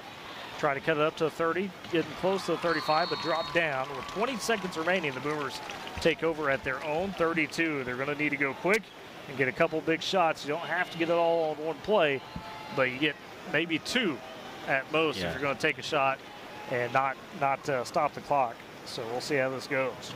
And that's it. If you can connect on the play, you got to get out of bounds quick because you don't. If you go deep, which you're going to pretty much have to go deep, you don't have enough time to run down there and line back up. Boomers stack 4 receivers to the left side of the formation, 1 to the right, back to pass. Douglas Fisher looking deep, trying to find Colt Moore. Skies for it, incomplete. Not a bad leap there by Colt Moore. Yeah, great job by Colt going up and trying to high point that. He didn't wait for that to come down to him. He went up and tried to get it himself.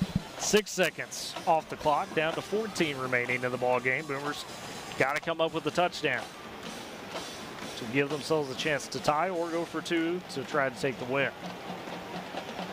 2nd and 10.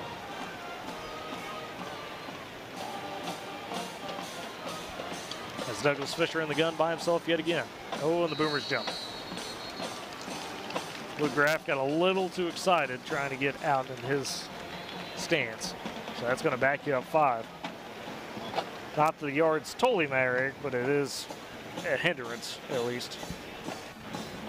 Yeah, and it kills kind of any real momentum he tried to have going. And I think Colt's a little frustrated because he felt like he had a step. So 13 seconds now remain. 2nd and 15. And the gun yet again. Douglas Fisher. Quads to the left, one to the right, and the Boomers jump a second time. That time looped out. So now you backed yourself up to almost 80 yards to go on this one. You're at the 22. Or excuse me, yeah, 24 actually. Yeah. 75 yards. And to me, this is where you have those instances of, you know, close games and learning how to win those close battles. You know, they've gotten themselves backed up, and you know, you can tell it's kind of an immaturity issue. Douglas Fisher under pressure quickly on the snap. They sent the blitz, and he just had to chuck it down. Incomplete. Not intentional grounding as a receiver in the area, and Colt Moore. So now 3rd and long for the Boomers. Just 10 seconds remain, so your window tightens even more here. As you're at the 24, you're going to have to either get it all on this play, or you're going to have to find a way to get yourself to midfield in about 5-6 seconds and set yourself up with 1 DP. As the down and distance comes into play now. Luke Cripple will tall in the backfield with Douglas Fisher. Trips to the left, one to the right. Back to pass Douglas Fisher. Looking quick to Moore. He'll sky for it, take it down. He's going to be tackled in the open field, though, and that is the ball game. And Cash holds on in homecoming against the Boomers. 30-23. The Boomers gave him a great shot, but just unfortunately comes up a bit short tonight. We'll step aside, take a break, come back, put the wrap on this one. You're listening to Boomer Football on Z92 and Boomer TV. Life never stops moving. Between the 30-minute commutes, daycare pickups, and that weekend trip to Grandma's, you're racking up the miles. What you need is a tire that can keep up, like the exceptionally long-lasting Michelin Defender tire. With an 80,000-mile warranty and the safety you expect, you can lose track of the miles and focus on what really matters, the memories made along the way. Stop in today at 2220 Main in Woodward to see your local Michelin dealer, Pipe Lanes Tire.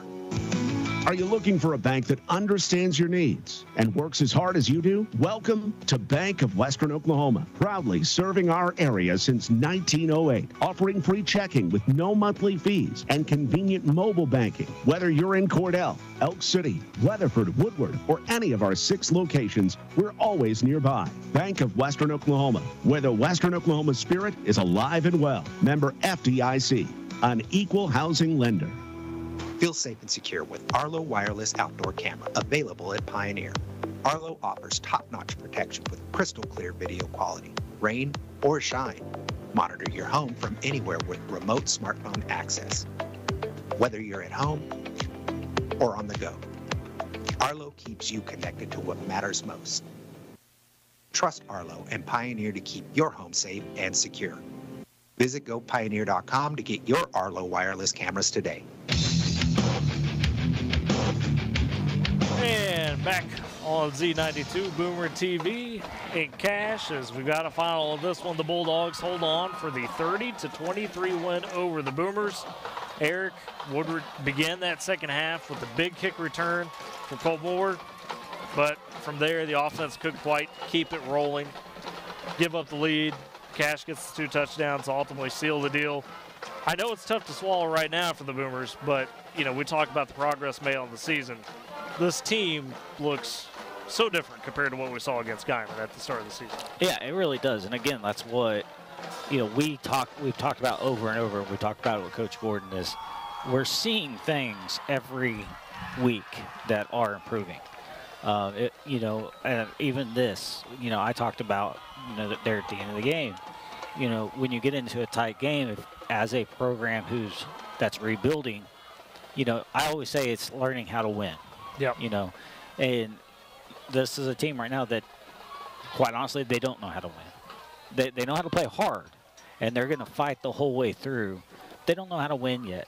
You know, and after you get a couple of these under your belt, then you start figuring that out. And unfortunately, you know, that's just a part of the process of growing as a program. And next week, I think the big deal for the Boomers is you come back home from that home crowd. You get Douglas, who, to be quite honest, has not looked very good yet this season. Got blown out by Bridge Creek, was getting handled pretty well tonight. A team that you should have some opportunities against, similar to Cash, and, can you complete them? That's the big deal. That's probably, I imagine, the focus of this next week for the Boomers in practice. Yeah, I think it's going to have to be coming out quick.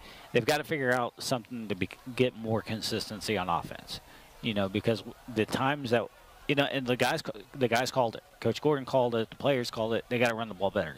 And the drives that they ran the ball well and the offensive line got the push, we saw what they can do. Right. And the drives that stalled out and we couldn't get anything going, it was because we couldn't run the ball. And so they've got to figure out a way to do that on a more consistent basis. And Ely, I kind of want to get this perspective from you, from the player side. You've been through some of these moments where, hey, you guys are trying to grow up as a team, right? As Eric said, trying to figure out how to win, trying to make those plays for sure. And before we get to you real quick, big congrats, good news, Miss Zoe Roberts. She did get Miss Cinderella tonight at Northwestern, so congrats to her. It makes 9 out of the last 13 now for Woodward claiming the title in that event. So congrats to Zoe Robert, Miss Cinderella at Northwestern tonight as part of the homecoming festivities. Very cool there. But anyway, back to my point I was getting to. You've been through some of those moments. In the aftermath, the immediate aftermath, it's tough for the team. Your heads are down a little bit, right? But that next week of practice, dude, look around and say, hey, guys, we were right there. Now we just got to shore up some little things. How do you approach that from the player standpoint? Well, especially with these Woodward guys, we talk about their youth all the time. They're young, and they need to realize they have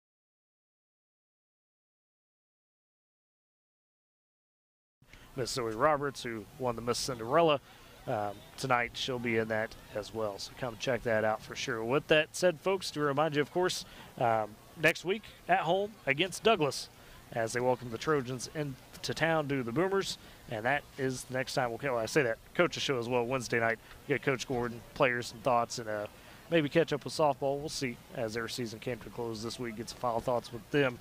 That being said, have a great rest of your weekend. We thank, of course, Jericho back at the board, doing an excellent job, guys. You did fantastic tonight. We thank Boomer TV, Chris Godwin of the gang, making the long trek with us, doing a phenomenal job as always. Everybody, we'll catch you next time.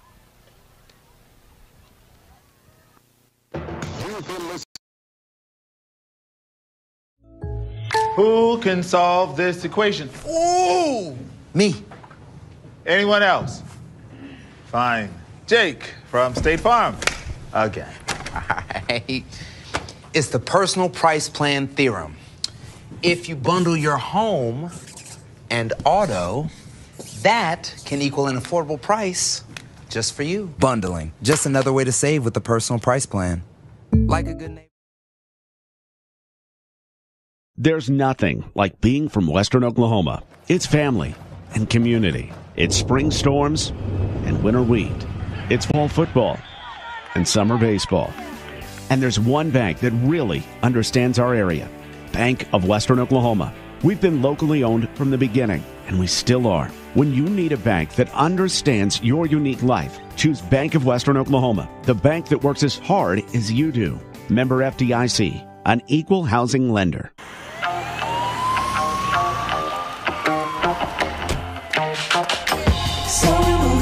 Tires are put to the test every day, everywhere around the world. Michelin invents the tire that stays safe even worn, with unique EverGrip technologies. New Michelin Premier, safe when new, safe when worn. This back-to-school season, give your home the connection it deserves with Go Pioneer Fiber Internet.